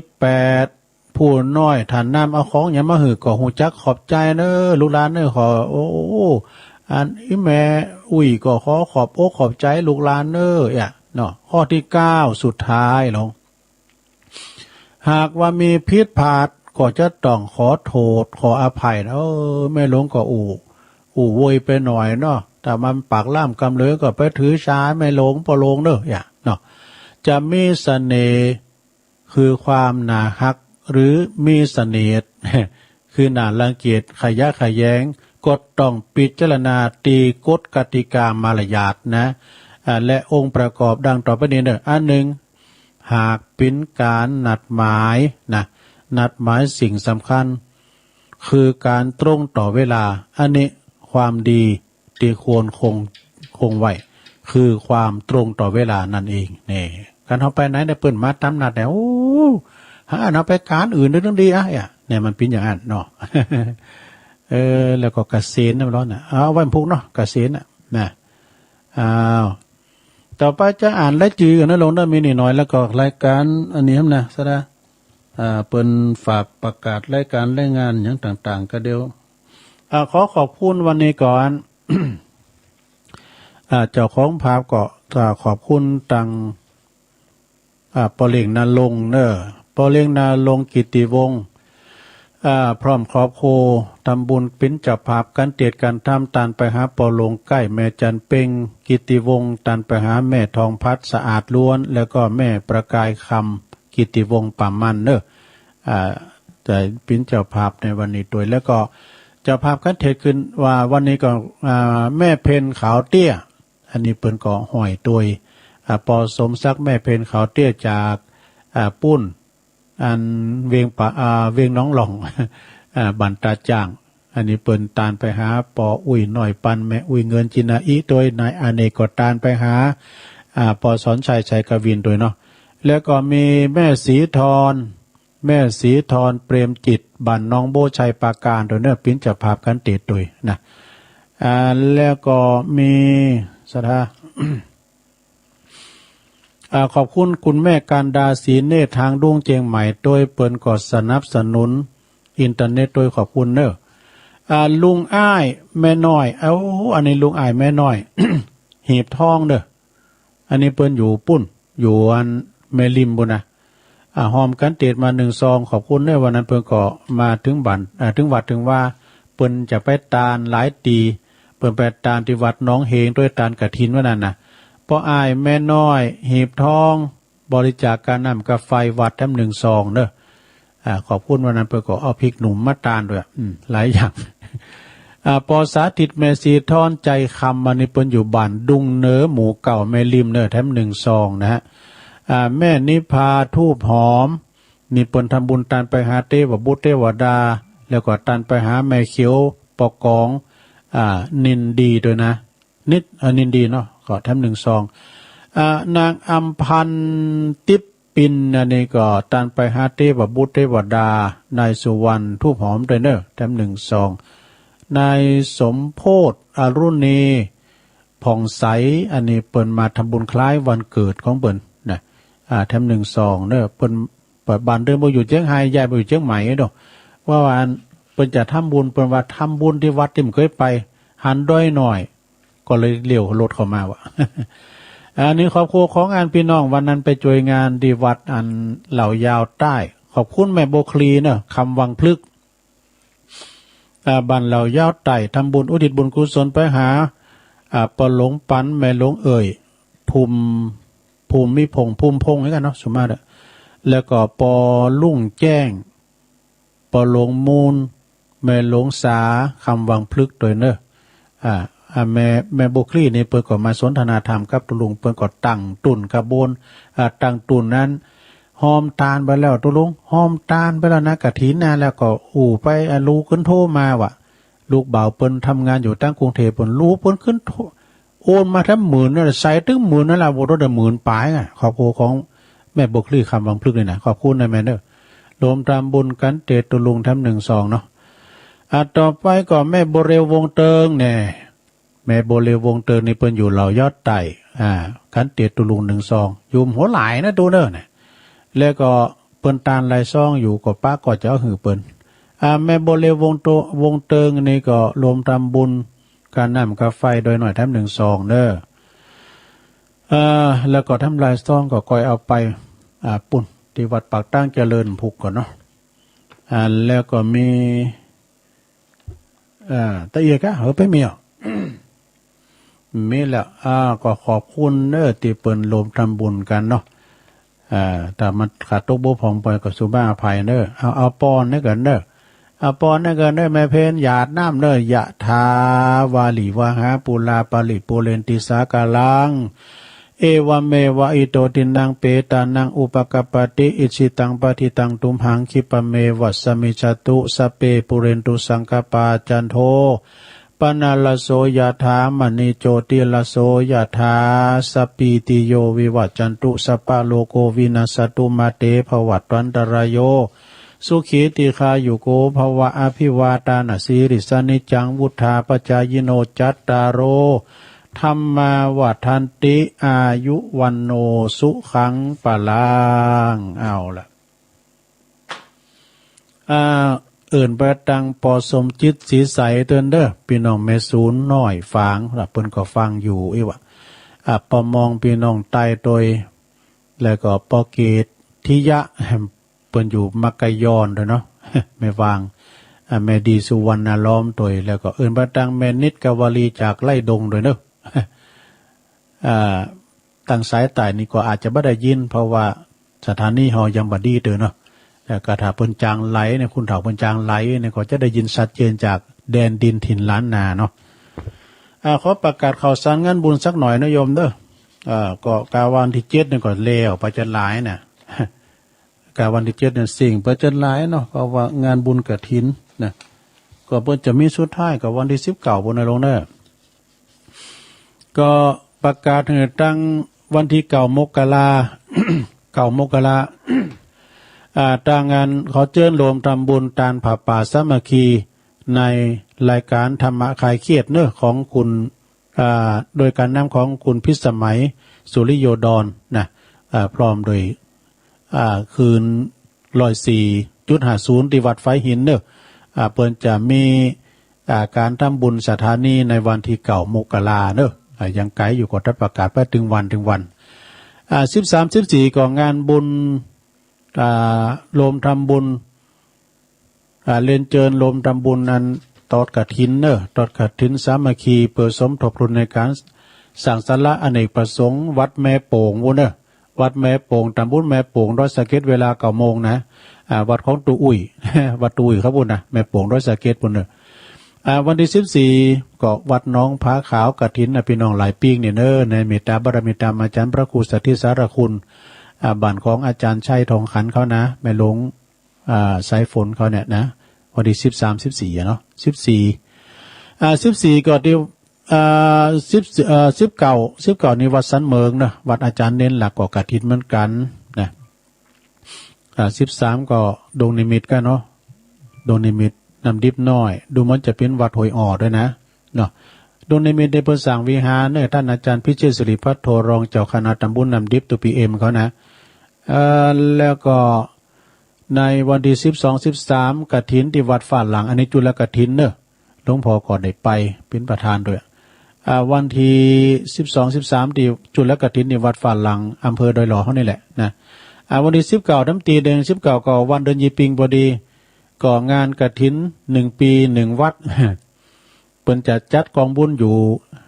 จำนวน 2,564 กองละ99ที่วัดโพธิมงคลเนี่ยนำเภอพระอำเภอบ้านโฮ่งสมทบทุนในการสั่งพระธาตุเจดีย์ศรีโพธิมงคลชัยนะเวลาพูดกันเน4:39พูดกันเนเพิ่นจะมีเทศมหาจารย์ด้วยนะเพิ่นจะมีเทศมหาจารย์ด้วยนะที่วัดโพธิมงคลนำเภอพระนะโดยเมตตาบารมีธรรมท่านพระครูโพธิพัทรวุฒิพอดีลายตุลุงหายลายตุลุงหายก็เลยแผ่นสปอร์ตก็เลยหายไปโดยท่านพระครูสูงมาใหม่เนอะมันได้เปิดแผ่นสปอร์ตสักคำว่าเต็กไปเลยลายหายไปหมดเหลือ10 ปลายด้านเดียวนะ การทาไพ่มันมีลายติตุลุงนะทักมาเด้อตักมาลายตุลุงหายหมด แล้วก็มีวันที่19เหมือนกันเนอะที่หอมบุญนะสำนักสงฆ์หอมบุญหลวงพ่อมานิดป่าไม้แดงบุญนะเปิ้นจะตอดผ่าป่าเนอะเพิ่นจะต้านตุนเงินนะไปต้านตุนเงินวันที่19นะที่วัดของหลวงพ่อมานิดถาวโรป่าไม้แดงบุญนะดอยสะเก็ดเด้อแล้วก็ในวันที่11พฤศจิกายนกฐินวันเนี้ยก้าเนาะวัดกูงูลืนเนอะวัดกูงูลืนตำบลน้ำดิบเนอะเปิ้นสร้างกุฏิสงฆ์นะโดยอาจารย์ท่านพระอธิการประสบโชควิสุทธิธารีเปิ้นเป็นเลขาเจ้าคณะตำบลด้วยเนาะพี่น้องด้อยน้อยก็ไปหลายก็บัดด้อยน้อยแม่หนอเขาแม่ครูเขาไปกันเพราะว่าตูลูกตูหลานนี่นะตัวเป็นหนึ่งเนี่ยเปิ้นก็เป็นคุ้นด้อยน้อยเนี่ยเปิ้นไปเป็นตูหลงบุญนะวันที่14พฤศจิกายนก็เปิ้นจะมีงานบุญยกจอฟ้าโดยการบุญกฐินโดยที่วัดดอยแดนเนี่ยวัดดอยแดนเนี่ยเปิ้นจะมีงานบุญกฐินโดยบูรณะปฏิสังขรณ์ซ่อมแซมวิหารเนอะวิหารเปิ้นก็เกือบจะแล้วเปิ้นก็จะยกจอฟ้าโดยวันที่14พฤศจิกายนโดยเมตตาบารมีตามอาจารย์ท่านพระอธิการสุทัศน์ท่านนันชโยเจ้าอาวาสปดุลปาฏิคำเขาเนาะปอสมขิดเขา13-14ก็จุลกฐินตีวัดม่อนห้วยแก้วนะม่อนห้วยแก้วก็ท่านพระครูกัลยาณปราโมทย์อันนี้งานบุญใหญ่ยกยอดชัดประตูโขงซุ้มประตูอันวิหารหลวงด้วยเนอะอันนี้ก็ในวันที่13ก็เป็นวันห่างวันดาแล้วนะแล้วก็ยกยอดชัดก็วันนั้นนะ14ก็จุลกฐินคืนนั้นก็คงจำได้รับได้นอนกันนะพี่น้องแต่แม่แจ่มก็จะมาทักหกปั่นฝ่ายกันนะเนาะวันที่13นั่นนะตุลุงก็จะไปต่อจากหันมาก็วันที่19ก็เดินยีปิงบดีกฐินสามัคคีที่วัดเสาหินเนอะตำบลศรีโบบานนะฮะแต่จันทันพระอธิการบุญส่งโสภณจิตโตตุลุงส่งผู้ใจดีอู่ดีบทโตตุลุงส่งในบทโตใจกว้างนะออกสมาชิกกับมันยายกองคำ ยายกองคำฟังยายกองข้าวนี่เป็นคุณที่โจกดีที่สุดนะเขาถึงจะหนึ่งนี้สบายเลยตุน ก่อนพอจะมีวันที่19เนอะท่านอาจารย์เอกพลชุตินทโลเขานะเอางานนี้ก็ปดโตพอจะมาการลาเนอะสายบุญจากปุ้นปินานเจ็ดสีเขาทางท่านพระมหาวิษณุเขานะต่างเจ็ดลิ้นเนี่ยก็จะมากันแล้วไปกินพระตาลด้วยกันเนอะบนต่างทำลงด้วยนะ19นี่นะที่วัดเสาเห็นสีโบบานบุญนะปวดโดยติบุญนะสะท่าเพิ่นจะตั้งกองบุญโดยก็ไปกินพระตาลกันโอ้ยตุลูกเสียได้มันไก่มีรถก็เพิ่นจะไปแอวเนาะ ไปบ้านเขาแม่ครูทองคำที่วงคำเขาบุญต่อไปก็ในวันที่เก่าแล้วไปแล้ววันที่14ทำกรรมนิมขับตองเนี่ยวัดขับตองกฐินเหมือนกันวัดเหล่าเย้าเหนือเปิ้นจะปรับปรุงภูมิทัศน์วัดปูโตนอนด้วยตุปีแดงฝากประกาศมา14พฤศจิกายนก็ที่วัดมาขับตองเหล่าเย้าเหนือเนอะเปิ้นก็มีการกฐินเหมือนกัน14เหมือนกันได้ที่วัดอรัญญาวาสดงป่าหวายในตำบลเดียวกันนี่แหละนะเปิ้นก็จะมีกฐินเนี่ยวัดอรัญญาวาสดงป่าหวายกฐินสามัคคีพระครูวิพาทวรคุณเนาะแล้วก็วันที่13พุ่มเฮือนนี่ก็ดงนิมิตโอ้เขียนหลายตีดู13เหมือนกันก็ที่วัดห้วยอ้อกันได้19ทำกรรมนึงก็เอานี่น้องยาวบ่น่ะเวียงป่าเป่าบ่เด้อท่านอาจารย์สมชาตินันทธรรมิโกก็วันที่19เหมือนกันได้กฐินบ่น่ะ12กฐินต่างทำโรงโดยที่วัดม่อนพระธาตุม่อนจอมพออันนี้ขึ้นแล้วก็ประกาศไปละเดี๋ยวนี้เพิ่นจำได้ยินกันเนาะ19ทำกรรมนึงนี่ก็วัดป่าอัมพวันกลปเนอะอำเภอดอยหล่อเฮาเนี่ยอันเพิ่นจะมีงานกฐินเนอะวันที่19อันนี้หลวงพ่อก็ไปตุลุงเฝ้าวัดวันเดือนยีปิงพอดีนะที่วัดอัมพวันกลปอำเภอดอยหล่อเฮาเนี่ยโดยเมตตาบารมีธรรมอาจารย์ท่านพระอธิการท่านอาจารย์รัตภพนรินโทนะวันที่11พฤศจิกายนกูงูลืนว่าไปแล้วแล้ววันที่19เนี่ยวันที่19วันเดือนยีปิงก็กฐินสามัคคีที่วัดรัตนารามเหล่าปากก้อยเนอะปุถนเหล่าปากก้อยกันขึ้นชื่อว่าเหล่าปากก้อยนี่ดังทั่วประเทศเพราะว่าไก่ชนเหล่าปากก้อยปุถนเนวเนอะชนะไก่พม่ากันนะเปิ้นสร้างวิหารเนอะสร้างวิหารตุลุงแสวงพระอธิการแสวงสุจิตโตเจ้าอาวาสเนอะอันนี้เมตตาอันอาจารย์ท่านอาจารย์อินสมเนียมทางนะเปิ้นก็ฝากตุลุงประกาศมาก็ ก็ไปกินไปตานกันเนอะที่วัดเหล่าปะก้อยรัตนารามในเปิ้นแปลงวิหารเนอะแต่ว่านี่ก็ปนนั้นหลัดวงสายะโทรมาทุลุงอันที่วัดดอยน้อยนะเปิ้นมีเปิ้นแปลงเจ้าฟ้าก็ไอ้โดอันนี้เปิ้นแปลงกัดชัดกัดสัพพทุนเนอะ อันพอเล่งลัดปนนั้นลัดนี่เปิ้นถ้าจะหับเจ้าฟ้าวิหารจ้ะเหล่าปะก้อยนี่นะเนาะอันนั้นก็วันที่19เนอะที่เหล่าปะก้อยนะงานบุญกฐินนะแล้วก็วันที่อันนี้ก็งานข่าวสารงานบุญงานพระราชทานเพลิงศพเนาะบำเพ็ญกุศลพระราชทานเพลิงศพท่านพระครูสุภัทนกิจโสพลเนอะอันนี้ก็เป็นอดีตเจ้าคณะตำบลต้าศาลาอดีตเจ้าอาวาสวัดหนองป่าครั่งนะปุ่นกลางเว้งเชียงใหม่เปิ้นก็นำเอาหนังสือใส่ใบสนีแล้วก็ส่งมาตัวลุงประกาศก็เปิ้นจะเริ่มตั้งแต่วันที่14ธันวาคมเพิ่นก่อนนะเดือนหน้านะ14ก็ลากพระศาสตร์อาราธนาสรีระลางอันไหลดวงวิญญาณของครูบาขึ้นนอนพระศาสตร์เม่นใหม่นกหัสดีลิงว่าทำบุญกันไปถึงวันเนอะแล้ววันที่18ธันวาคมเนอะที่เปิ้นจะได้พระราชทานเพลิงศพนะหมายความว่า14ถึง18ธันวาคมเนอะโยมเด้อที่วัดหนองป่าครั่งเปิ้นปีนั้นอดีตเจ้าคณะตำบลโดยแล้วก็อดีตเจ้าอาวาสโดยเนอะงานบุญใหญ่ป้อยล่อนะลงเนอะไปจะไปเปิดโรงทานก็เจิญออกงานโรงทานใดเนอะถึงกลางวันถึงกลางคืนเบอร์โทรศัพท์ของเปิ้นก็0820377949 เนอะได้ตลอดเวลานะแล้วก็วันจบข่าวแล้วเนอะสถานเนาะเดี๋ยวตุลุงก่อนประกาศข่าวสารงานบุญเดี๋ยวตุลุงก็จะได้ตักแต่งลายให้กันดอกสถานเนาะขอบคุณแม่เดือนเพ็ญทิมหวางเนอะถึงกำลังใจตุลุงเนอะเนาะแล้วก็ท่านเจ้าอธิการวิชาสุจินโนท่านเจ้าคณะตำบลม่วงน้อยเจ้าอาวาสวัดป่าตานบันแซมนะก็ทักมาตังลายขอบคุณตังงานอาจารย์สุทัศน์การทวังพอจานปอครูของด้วยเนอะเจ้าชายก้าวเผาเนี่ยอันนี้อยู่บันทาแม่ครูยากศน.โอ้อาจารย์สมเพชรปัญญาโนเนอะไวสานะครับเนอะทุกปีแล้วก็สมจรสุมาลีใจตาเนอะเจริญปอนขอบคุณเนอะแม่แสงชุติวงศ์แม่ย่อยสันทรายแม่ครูทองคำที่วงคำเนี่ยฟังธรรมจบแล้วเจ้า ก็ขอบคุณแม่ครูเนอะแม่คำแดงคลองมีโดยเนี่ยเมืองฝางแม่สุนน้อยกันเนาะแม่อุ้ยน้องด้วยเนอะสุรชัยในเปิ้นอยู่อันนี่เมืองจีเนาะแล้วก็ยายไข่แก้วอยู่บ้านเสียงบ้านแป้นบ้านเสียงตำบลบ้านแป้นยายไข่แก้วนะขอบคุณเนอะแล้วก็แม่ทองคำพรหมมินโดยแม่พลอยนี่เปิ้นอยู่ป่าหากันเนาะบัดแม่ซุม่าเขาเนี่ยนะ แม่ซุม่าลังกาพินก็ฟังกันอยู่เนาะอื่นไปตังแม่ครูลาวันเขาเมืองกีโลงแม่สมจิตเขาเมืองจีใหม่เขานะพ่อมาลิแม่สำรวยแม่บัวลอยเขาน่ะตั้งอยู่ไออันแดงด้วยนึปัดเต้นหน่อยนั้นทหารเก่าแม่แดงอามพรจากเต้นดอกไม้ไวสาตุลุงเจ้าฟังอยู่โอ้ปีอ้ายใต้โหเฮาบรรจงกันทวงเนี่ยพี่น้องตัวแทนพี่น้องนำดิบเนอนะพี่น้องนำดิบเนอเปิ้นก็โทรมาตุลุงแต่ไปไหนบอกเด้อจะไปสูงโอ้เปิดจิตอาสาเนอะ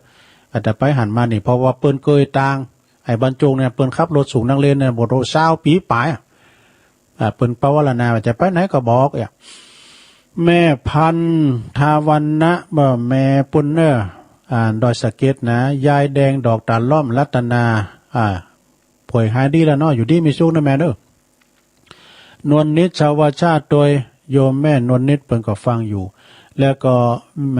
พี่ยุพินพี่น้อยหอมาลานี่เปิ้นอยู่แม่โยกเนอะหน้าศาลากลางเชียงใหม่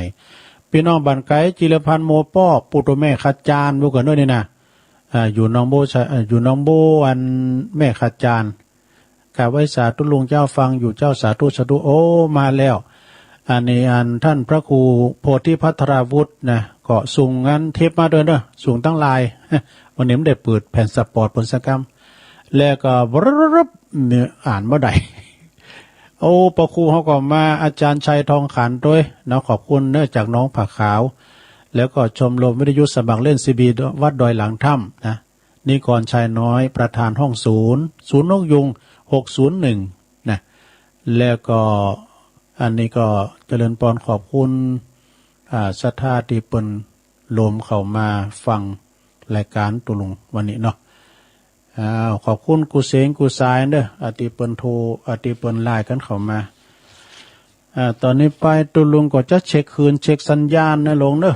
เช็คคืนเช็คสัญญาณก็หมายความว่าตุลุงก็จะเปิดสายเปลี่ยนกันอู่กรรมตุลุงไปอู่นักลำไปแต่เปิ้นโทรมาก็เผาให้พองจะไปอู่แซงเปิ้น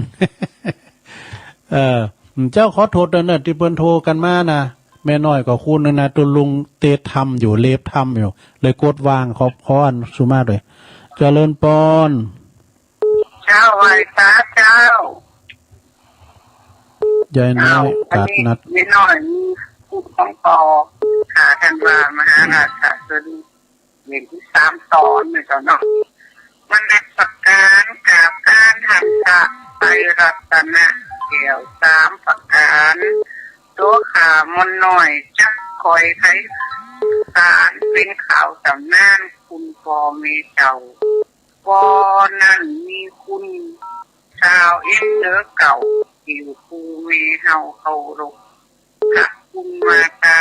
สารตาน้อมนก12ของเทียนเป็นอินกวางรักว่านักว่าโอ้มเป็นไรหน่อยไหมเด้อมันค้างนี่มันเป็นไรแล้วไม่ได้ยินมันเป็นกำเลยแม่เด้อมันบูจังได้น่ะมันเป็นกำเอาใหม่มันเป็นกำเนี่ยมันบูเฮ้ย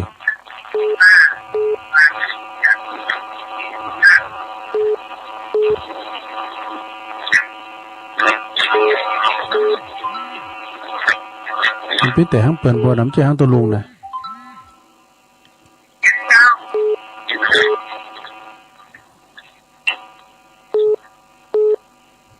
ฮัลโหล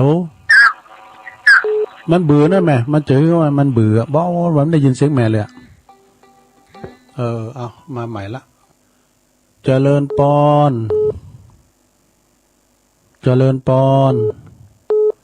ติดแล้วเนอะเข้ามาใหม่เจริญปอนนมัสการเจ้าหลังการแม่สาวเจ้าเพื่อไม่อายแม่จันโส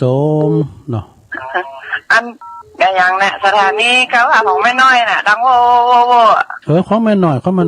ได้เกี่ยวเพราะแม่น้อยมันเบื่ออ๋อเจ้าแม่จันโสมหลังจากแม่สาวฟังงั้นมาจิ้งจอกเหมาะกับคนขี้ตะแหลเนี่ยเนาะตลบตะแรงนะมันเจ้าเล่ห์ตะแหลเจ้าเล่ห์คนว่าซัดแต่เขาเป็นเหมือนกันวะเป็นนักบุญเก๋ผู้ทรงศีลเก๋ฟังอยู่นะเจ้าฟังตั้งแต่ตี3มาแล้วโอ้ดีแล้วกะไว้พระสวดมนต์ตัวกันแล้วเจ้าดีแล้วสาธุที่กำลังใจนะเจ้านมัสการเจ้าขอบคุณตัวแทนพี่น้องไม่อายมาแล้วเนอะอ้าวไหวสาครับผมกับไหวสาหลวงลุงครับเป็นลักปัญโยนนั่นมาแล้วครับแม่จิ้งจอกเนี่ยมากัดใจโกนเนาะแม่จะกินหนูก็หมดเนาะ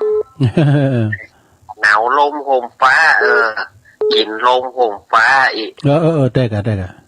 ยกขาขึ้นข้างเดียวแต่งยกขาคือข้างเดียวเปิดอินดูอันเนี่ยถ้ากำมันเหลือแดกละกินลมเดี๋ยวหล่อหนูไปกินกำตัว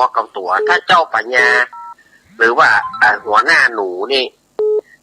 ปัญญาบัตรก็แล้วตึงมดแล้วตึงเจ้าตึงขาครับแต่ว่าหัวหน้าหนูเปิ้นหูว่าหนูอย่างหายลูกน้องเขาอย่างหาย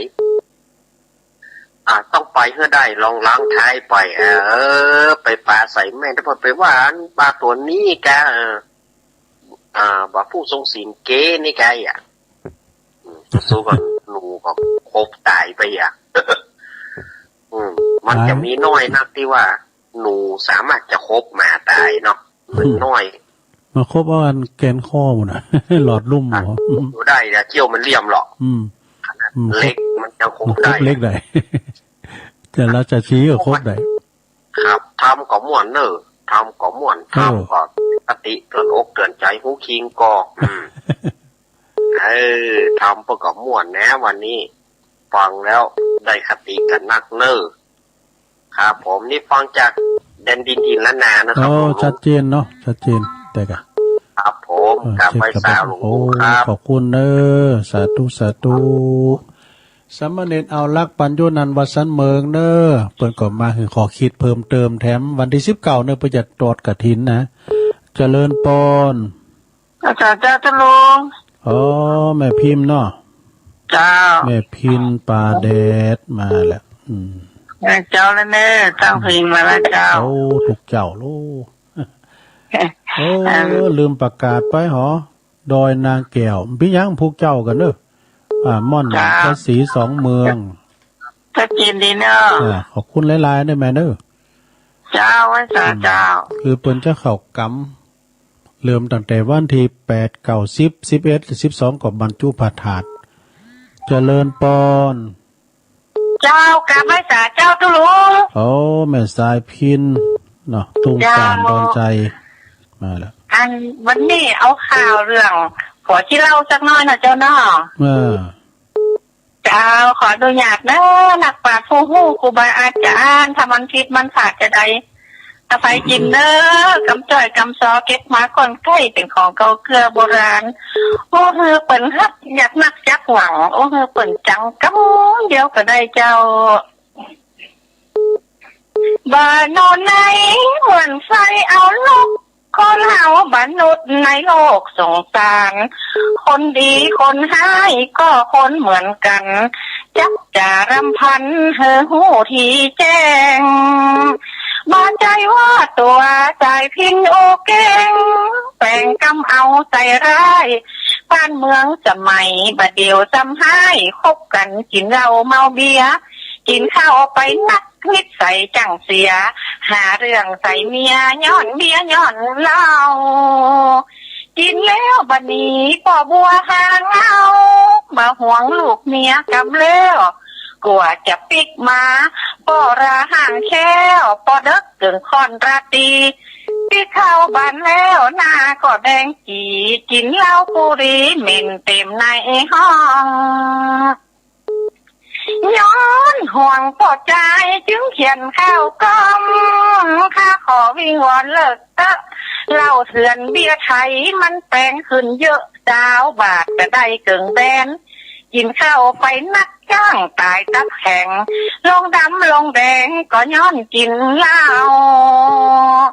จ้าใส่บางคนเหล้าแผ่วก็เท่าไม่เมียจัดดีไว้ไปเนี่ยจะใดก็น่าจุ่มย้อยเหล่าแผวแก่บ้านกำนันแป้งใดบ้า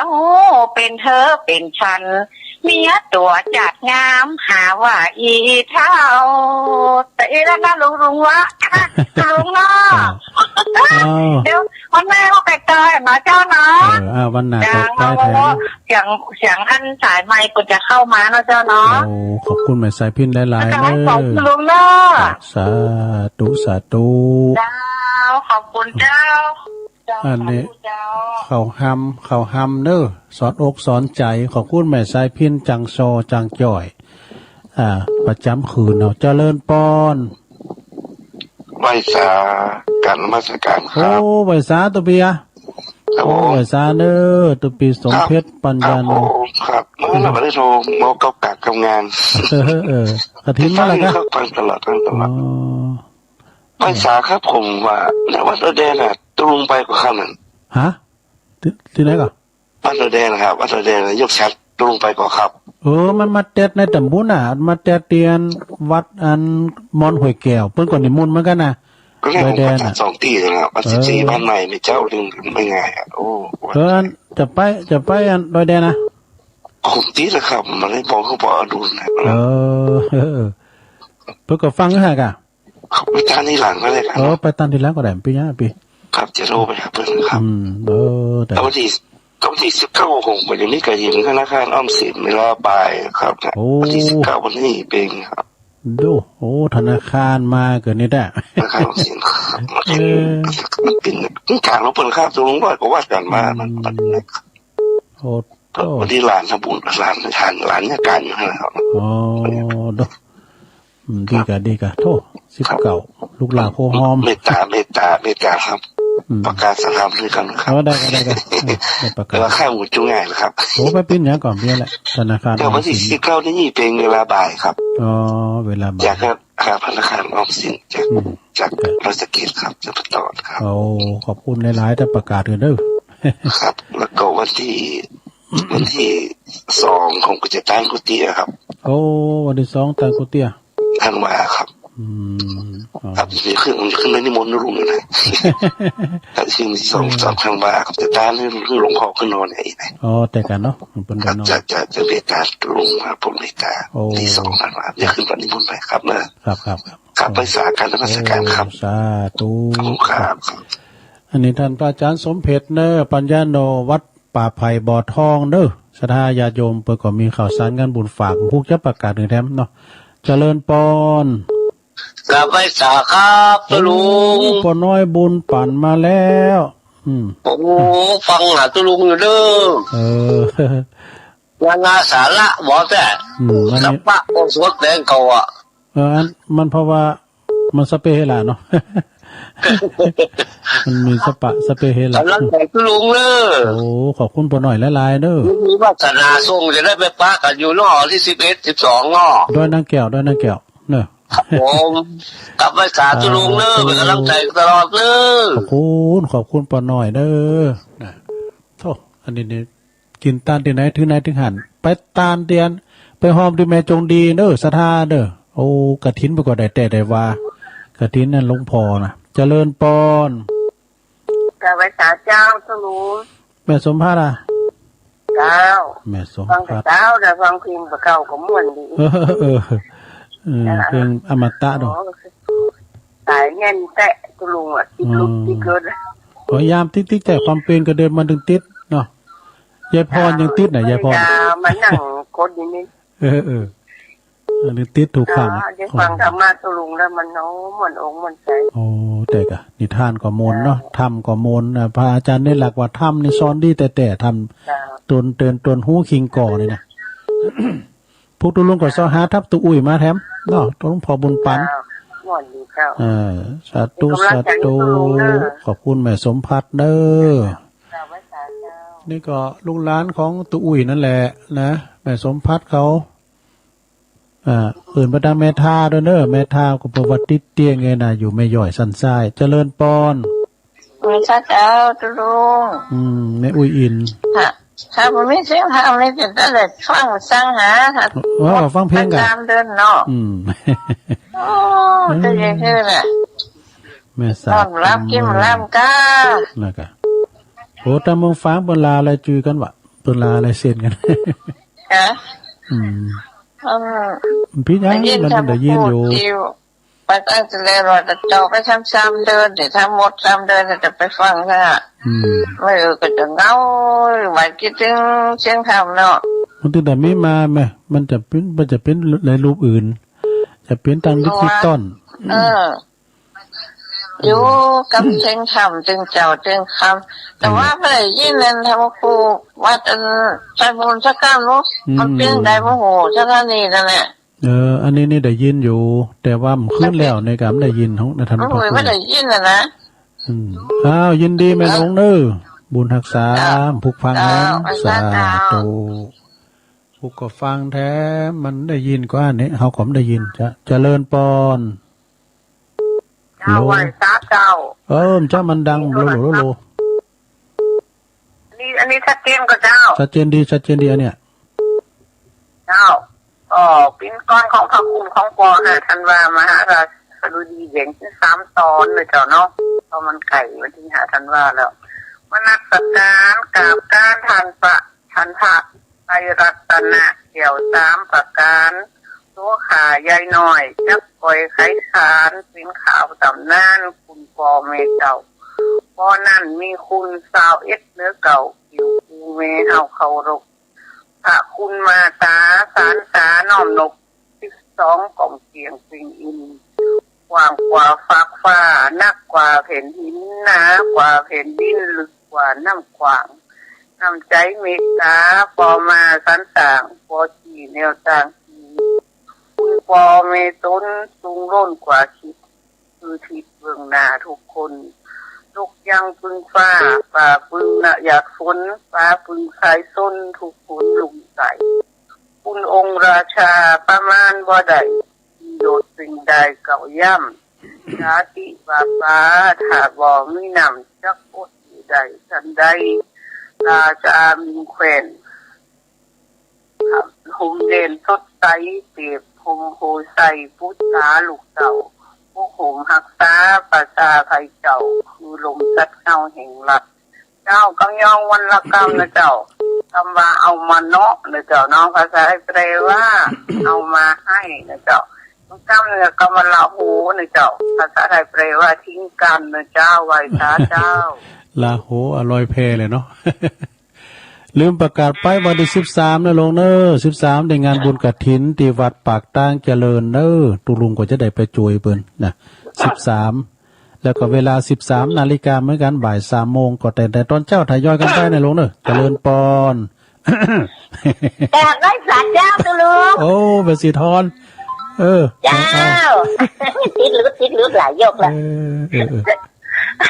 ไม่สิทอนได้กับเจ้าแล้วเนอะวันนี้ชัดเจนดีเจ้านั้นเตียนหัววัดอันพระบาทอุดมก็ดังอยู่กะเจ้าพระบาทอุดมน่ะกะชัดเจนดีวันเนี้ยโอ้ดีกะโอ้ดีแล้วเจ้าวันแม่นะครับวันแม่โบพัดว่ามันดังก้อยตุลุงอีกก็หือเปิ้นเล้งอ่ะวันนี้ชัดเจนดีแม่โบพัดก็หือเปิ้นเล้งไงเนาะเจ้าสาธุเนอยินดีในเมสิทอนเนอเจ้าสาธุเจ้าเปิ้นเป็นตัวแทนเปลี่ยนน้องชัยประการเพราะว่าเปิ้นฟังกันหลายตุเปิ้นโถมจางได้ดอกแม่โบพันเนาะทำตับเต้าอ่ะฟังอยู่ปอจีเขาอ่ะเนี่ยปอจีนี่ไปอยู่ตุ่นนุ้นเลยกะเจริญปอนเจ้าราชการเจ้าเจ้าลงโยมพิสมัยเจ้าได้ยินสำเนียงลากมาแต่เช้าละโดนตันเนาะเจ้าขอบคุณนั่งรักที่ประกาศงานพระป่าเจ้าตุลงก็นิมนต์ตุลงตัวท่านพระครูพี่ว่าต่อยนะก็เป็นไปตุลงก็ได้ไปนะเพราะตุลงมันตีนกุดมันมีโลดอ่ะเนาะเราต้องอาศัยเป็นไปนั่นเนาะอย่างนั้นได้อาศัยพระครูพี่ว่าเจ้าที่เป็นสายบุญของเปิ้นค่อนข้างจะนักเนาะคนท่านอื่นน่ะเนาะก็บ่เคยรู้จักเปิ้นตาใดเนาะคงต้องอาศัยพระครูพี่ว่ามากกว่าเนาะอาศัยต้องรู้ด้วยน้องนั้นน้องบ่รู้จักอ่ะเจ้าเป็นหยังเปิ้นพระอาจารย์เน้นหลักเปิ้นก็ประกาศแล้วรายการไปรายการมันก็ประกาศไปอากาศตุลุงก็ประกาศตามนาทีตุลุงน่ะเปิดถึงไปกันนะทยอยกันไปยุคนี้สมัยนี้เนาะวันที่9 มกราตานป่าสถานี104ทำบุญเดียวเนาะยินดีเนอะบุญรักษาเนาะสาธุค่อยประกาศไปถึงวันจะลืมประกาศของอาจารย์พระครูประกาศเรื่องเดียวเนี่ยถึงประกาศถึงวันเนาะเจริญปอนวัดสการเจ้าต้องได้จ้าแม่สายบัวจังหวัดเชียงรายอำเภอเทิงเจ้าแม่สายโบเจ้าฟังตุลุงตึงว่านตะตุลุงออกเพลงอำเภอเทิงมั้งกะเจ้าฟังตั้งแต่ตี 3นะเจ้าตื่นเจ้าได้จ้าบ่ายเจ้าต้องตื่นเจ้าเพราะว่าเขาสรุปนึกเข้าใส่บาตรเลยดีกะติดกับวิ่งแก่นว่าเนาะขอบคุณหลายๆได้มาเด้อแม่สายโบพี่น้องไก่เด้อไก่แล้วแม่ขจานก็นั่นเนาะไก่เลื่อน ไกลเลยอันแม่จิรพันธ์ได้แม่จิรพันธ์ปุดโตปุดติดปุ่นชายแดนปุ่นเวียงแก่นมันน่ะแม่เฮอเทิงนี่นะเจริญปอนเจ้าไหว้พระเจ้าเด็กหญิงอ้วนลงโอ้นะโอ้แม่นะโทษวันนี้เล่นได้เจ้ากิติลังกาเจ้าวันนี้แต่ไปงานเขาดำวันนี้นี่ไปไปทำงานจะไปฉีดยาไปฉีดยาเด้อไปฉีดยารอบ2ไงรอบ2ยังเข็ม2กะเจ้าเข็ม2อ่ะแต่ว่าก็ตัวน้อยเขาก็ไปหมดดูที่วัดพระธาตุดอยน้อยเนี่ยไปฉีดที่เนี่ยกับโรงยาดอยหล่อเนี่ยอันนี้ฉีดที่โรงเรียน2เควเพราะว่าตุลุงเขามันเรียบร้อยไปใน2เข็มแล้วรอเข็มที่3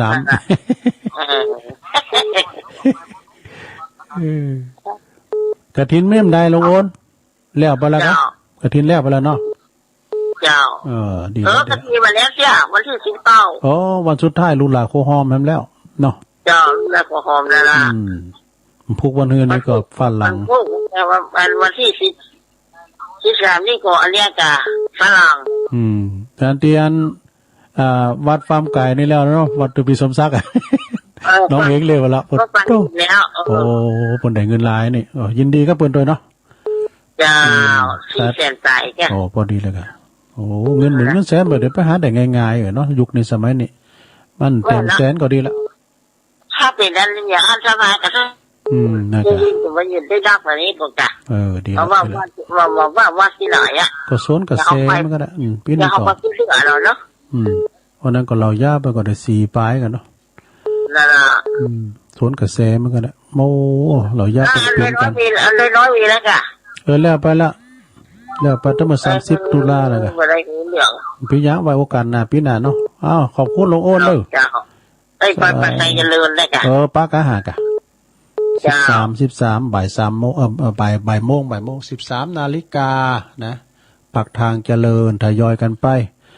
เจริญปอนเวลาตัวลุงหลายอยู่เลย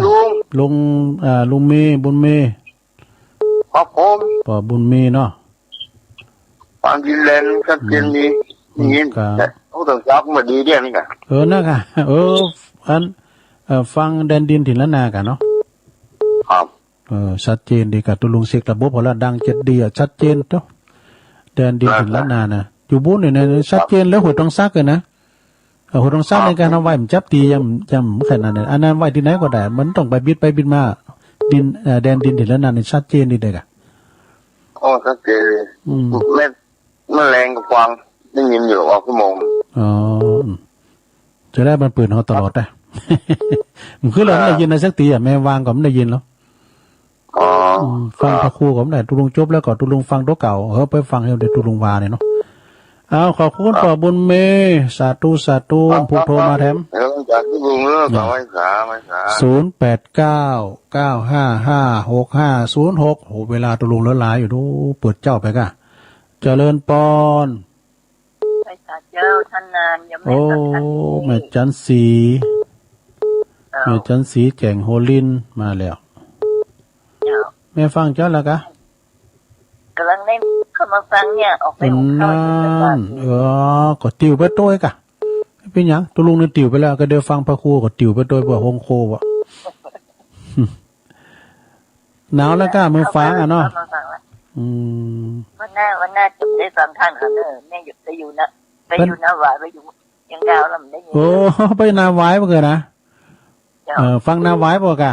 ฟังอินเทอร์เน็ตอะกะแป้งให้เราเขาแป้งจ้าขอบคุณนะแม่จันทรีเนอะ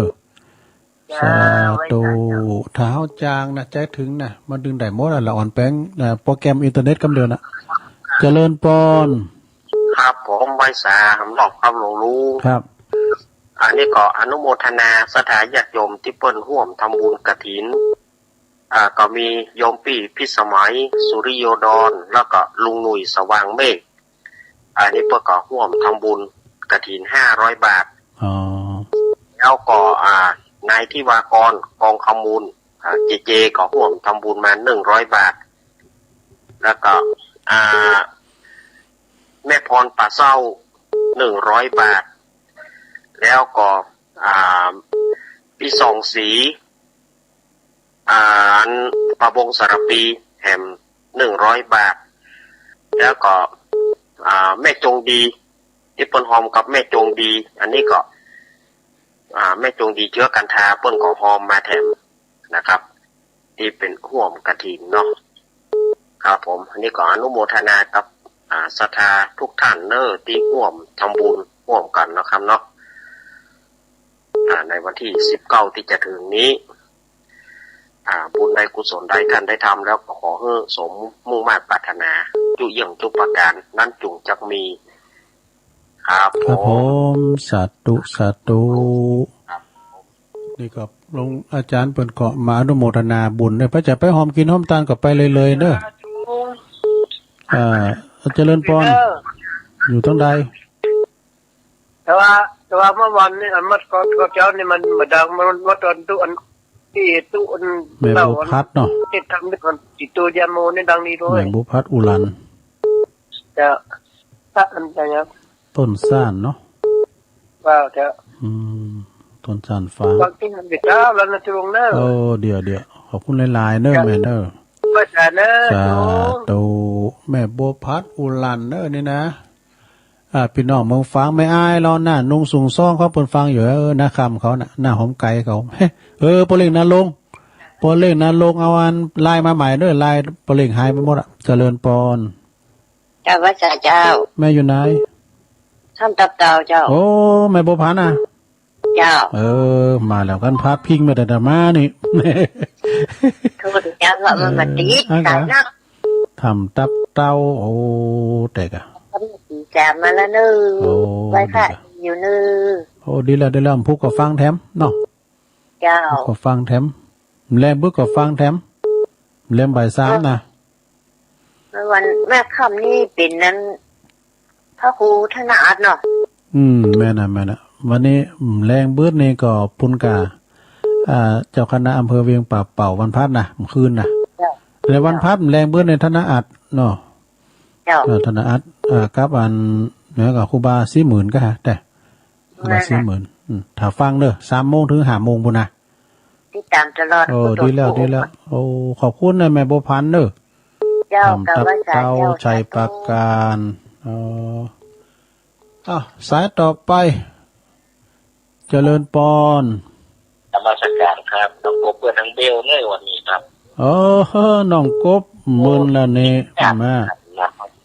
กำลังมาจากกรุงเทพครับผมโอ้ไปกรุงเทพมาเลยครับผมมาตั้งแต่5 โมงแรงแล้วพอถึงเดี๋ยวนี้ครับนี่โอ้ดีแล้วมาอย่างปลอดภัยดีแล้วขอบคุณหลายๆเด้อมันน้องกบเด้อก็เลยฟังเลยคือเดินหาครับผมรักษาสุขภาพเลยนะครับเหมือนกันเด้อแต่โอ้เป็นห่วงรักษาตุเด้อทุกคนทุกท่านเลยเด้อขออันรักษาสุขภาพด้วยความเป็นห่วงเป็นใยอย่างมากมายขอพูดน้องเบลด้วยเนอะน้องเบลนี่เปิ้นโทรมากำลุนเนาะหลังไม่น้องเบลนะน้องเบลก็ไปการก่อนระมัดระวังเนอะใส่แมสเนอะน้องเบลเนอะเจริญปอนไว้สาเจ้าตุลุงเจ้าแม่จันทิพย์เกตกาลามสายแน่ขนาดเราติ๊ก3 เที่ยวชุ่มก็บอกสุมามันสอนกันเนาะสอนกันล่ะเกตกาลามคนมาโต๊ะก็นอกวันนี้เจ้ามีอ่ะมันเนี่ยเขาหนาวจ้ะป้อหนาวมาเดี๋ยวก่อนป้อหนาวแม่กะกระถินแล้วหมดแล้วเนาะวัดเกตกาลามอ่ะยังเจ้ายังแล้วเดี๋ยววันที่14พุ่นน่ะ14กับพุ่มฮื้อเนี่ยกะเจ้าแต่เป็นกฐินอันสามัคคีกะวันนี้มีเจ้าภาพสามัคคีน่ะมันได้หลายนั่นได้หลายน้ำใจเฮานะคนนั้นน้อยคนนี้น้อยเจ้ามันหลายน้ำใจตาเฮาเนี่ยเจ้าแล้วหลายปัจจัยก็หลายน้ำใจคือน้ำใจเฮาหลั่งไหลกันมาเนาะเจ้าขอบคุณแม่จันทิพย์หลายๆเด้อเวลาตุลุงมดพอดีตั้งใจตุลุงเด้อไว้จ้าเจ้ามาทำสายเนี่ยบุญมาปอเล่งหลายปิ้ง3 หยอดเจริญปอนสาธุลุงปอเล่งบุญตันเก่งตันไม่เจ้าถุงป่าไร่นะ3 หยอดเนาะแกไปเป็นเวลาถุงเนาะผู้ก็มาแถมผู้ก็โทรอยู่ผู้ก็มาอยู่ ไม่ขาดลุงเนอ ขอบคุณเนอโตปะบุญตันกับปต60ผู้ใหญ่ที่ลุงเคารพนับถือน้ำทันนึงเด้อเปิ้นติดตามมาตลอดเอาทำสายเจริญปอนี่ดูบ่ไปจ้ะครับโอ้โหปลงวิทย์มาปิดท้ายดีกะโอ้แต่เจ้านึกว่าเล็กโทแต่ว่าได้นะได้โทรกันได้สายแน่นเนาะสายแน่นอยู่นี่สารขี้เหล็กเนาะครับสารขี้เหล็กผู้ก็มาอยู่ขอบคุณนะพ่อเนอสาธุเนอเอาขออนุญาตกันเนอลงเนอเพราะว่าเวลาตุลุงมดพอดีนะขอโทษสายกันเนอยายน้อยกาดนัดแม่จันสมหลังกาดแม่สาวเนนลักปัญโยนันวัดสันเมืองเนอแม่พินป่าแดดแม่สายพินตรงสารดอนใจเปิ้นก็มาเล่าข่าวก็เป็นที่โมนจ่อยแล้วก็อาจารย์ท่านพระครูสมเพชรปัญญาโนเนอก็วันที่19เปิ้นก็จะมีการตอดกฐินจากธนาคารออมสินปุ่นดุวันที่2ท่านวานี่เปิ้นจะต้านจะลองกุฏิเนอปู่ก็จะเอาขอแฟ้มประกาศทำการนึงวัดบ้านวัดป่าไผ่บ่อทองว่าความจริงเปิ้นชื่อวัดเปิ้นจัดงามนะแล้วก็แม่ปน้อยบุญปันมโนครนี่ก็ปุดโตอยู่ปุ่นเสาหินฝางนะแล้วก็แม่สมพัฒน์แม่ย่อยสันทรายแม่อุ้ยอินแม่สาบเสมิงแม่น้อยกาดนัดรอบ2แล้วก็แม่สีทอนหนองบัวชัยประการโยมพิสมัยดอนตันไม่ลืมวันที่เก่าเนอะวันที่เก่าเปิ้นจะต่อป่าเปิ้นจะทำบุญแล้วก็แม่สายบัวจากอำเภอเทิงเจียงไฮ้ฟังตลอดเนิ่มผู้ก็โทรมาแถม แม่อ้วนกิติลังกาสันขวางก็ฟ้าหลังหรือว่าดอยหล่อเขานี่แหละปอบุญมีเมืองกลางเด้อเมืองกลางจอมต้องนี่นะแม่จันสีแจงโหรินฝางสามเณรเอาหลักปัญญานันมาอนุโมทนาขอบคุณที่เปิ้นรวมทำบุญพระจะทำบุญก็ทำได้ตลอดเด้อแม่บัวพัดอุลันตุนสานฝางแม่บัวพันธ์ทำตับเต้าชัยปราการน้องกบเพื่อนน้องเบี้ยวลูกกรุงเทพมาคืนนี่งอมฮัตตุลุงนี่แม่จันติบเกตกาลามเปิ้นจัดตั้งกฐินวันที่14เนอวัดเกตกาลามนะหลวงพ่อนะปบุญตันป่าไร่จะได้ซ้ำยอดเนอพี่น้องหลายปิ้งแล้วก็ปลงเวียนสันขี้เหล็กพี่น้องบันไกเวียงป่าเป้านะขอบคุณเนอกูเสงกูสายแล้วก็ขอบคุณทางพี่น้องขอบคุณทางสถานีวิทยุคู่คืนด้วยเนอที่เปิ้นลิงสัญญาณไปขอบคุณปอสถาต่างหลายโดยไผโทมเต้นพุกโทรมาแถมพุกก็มาแถมอยู่เนาะพุกก็จะเสาะทำมาเตดทำตุอุ้ยพองเล่าข่าวพองแล้วก็เปิดใจเงสถาได้อู่ได้จ้ากันอย่างเงี้ยเนาะโมนกันไปนะฟังแก่งอมแก่เงากันไปเนอต่อไปก็ฟังอาจารย์ปะครูต่อเนอตุลุงนำรายการจากราชตาเปลเกินเนออยู่ดีมีสุขเหมือนกันจุกคนจุดตาเนอจัตตาโรธรรมาวัฏันติอายุวัน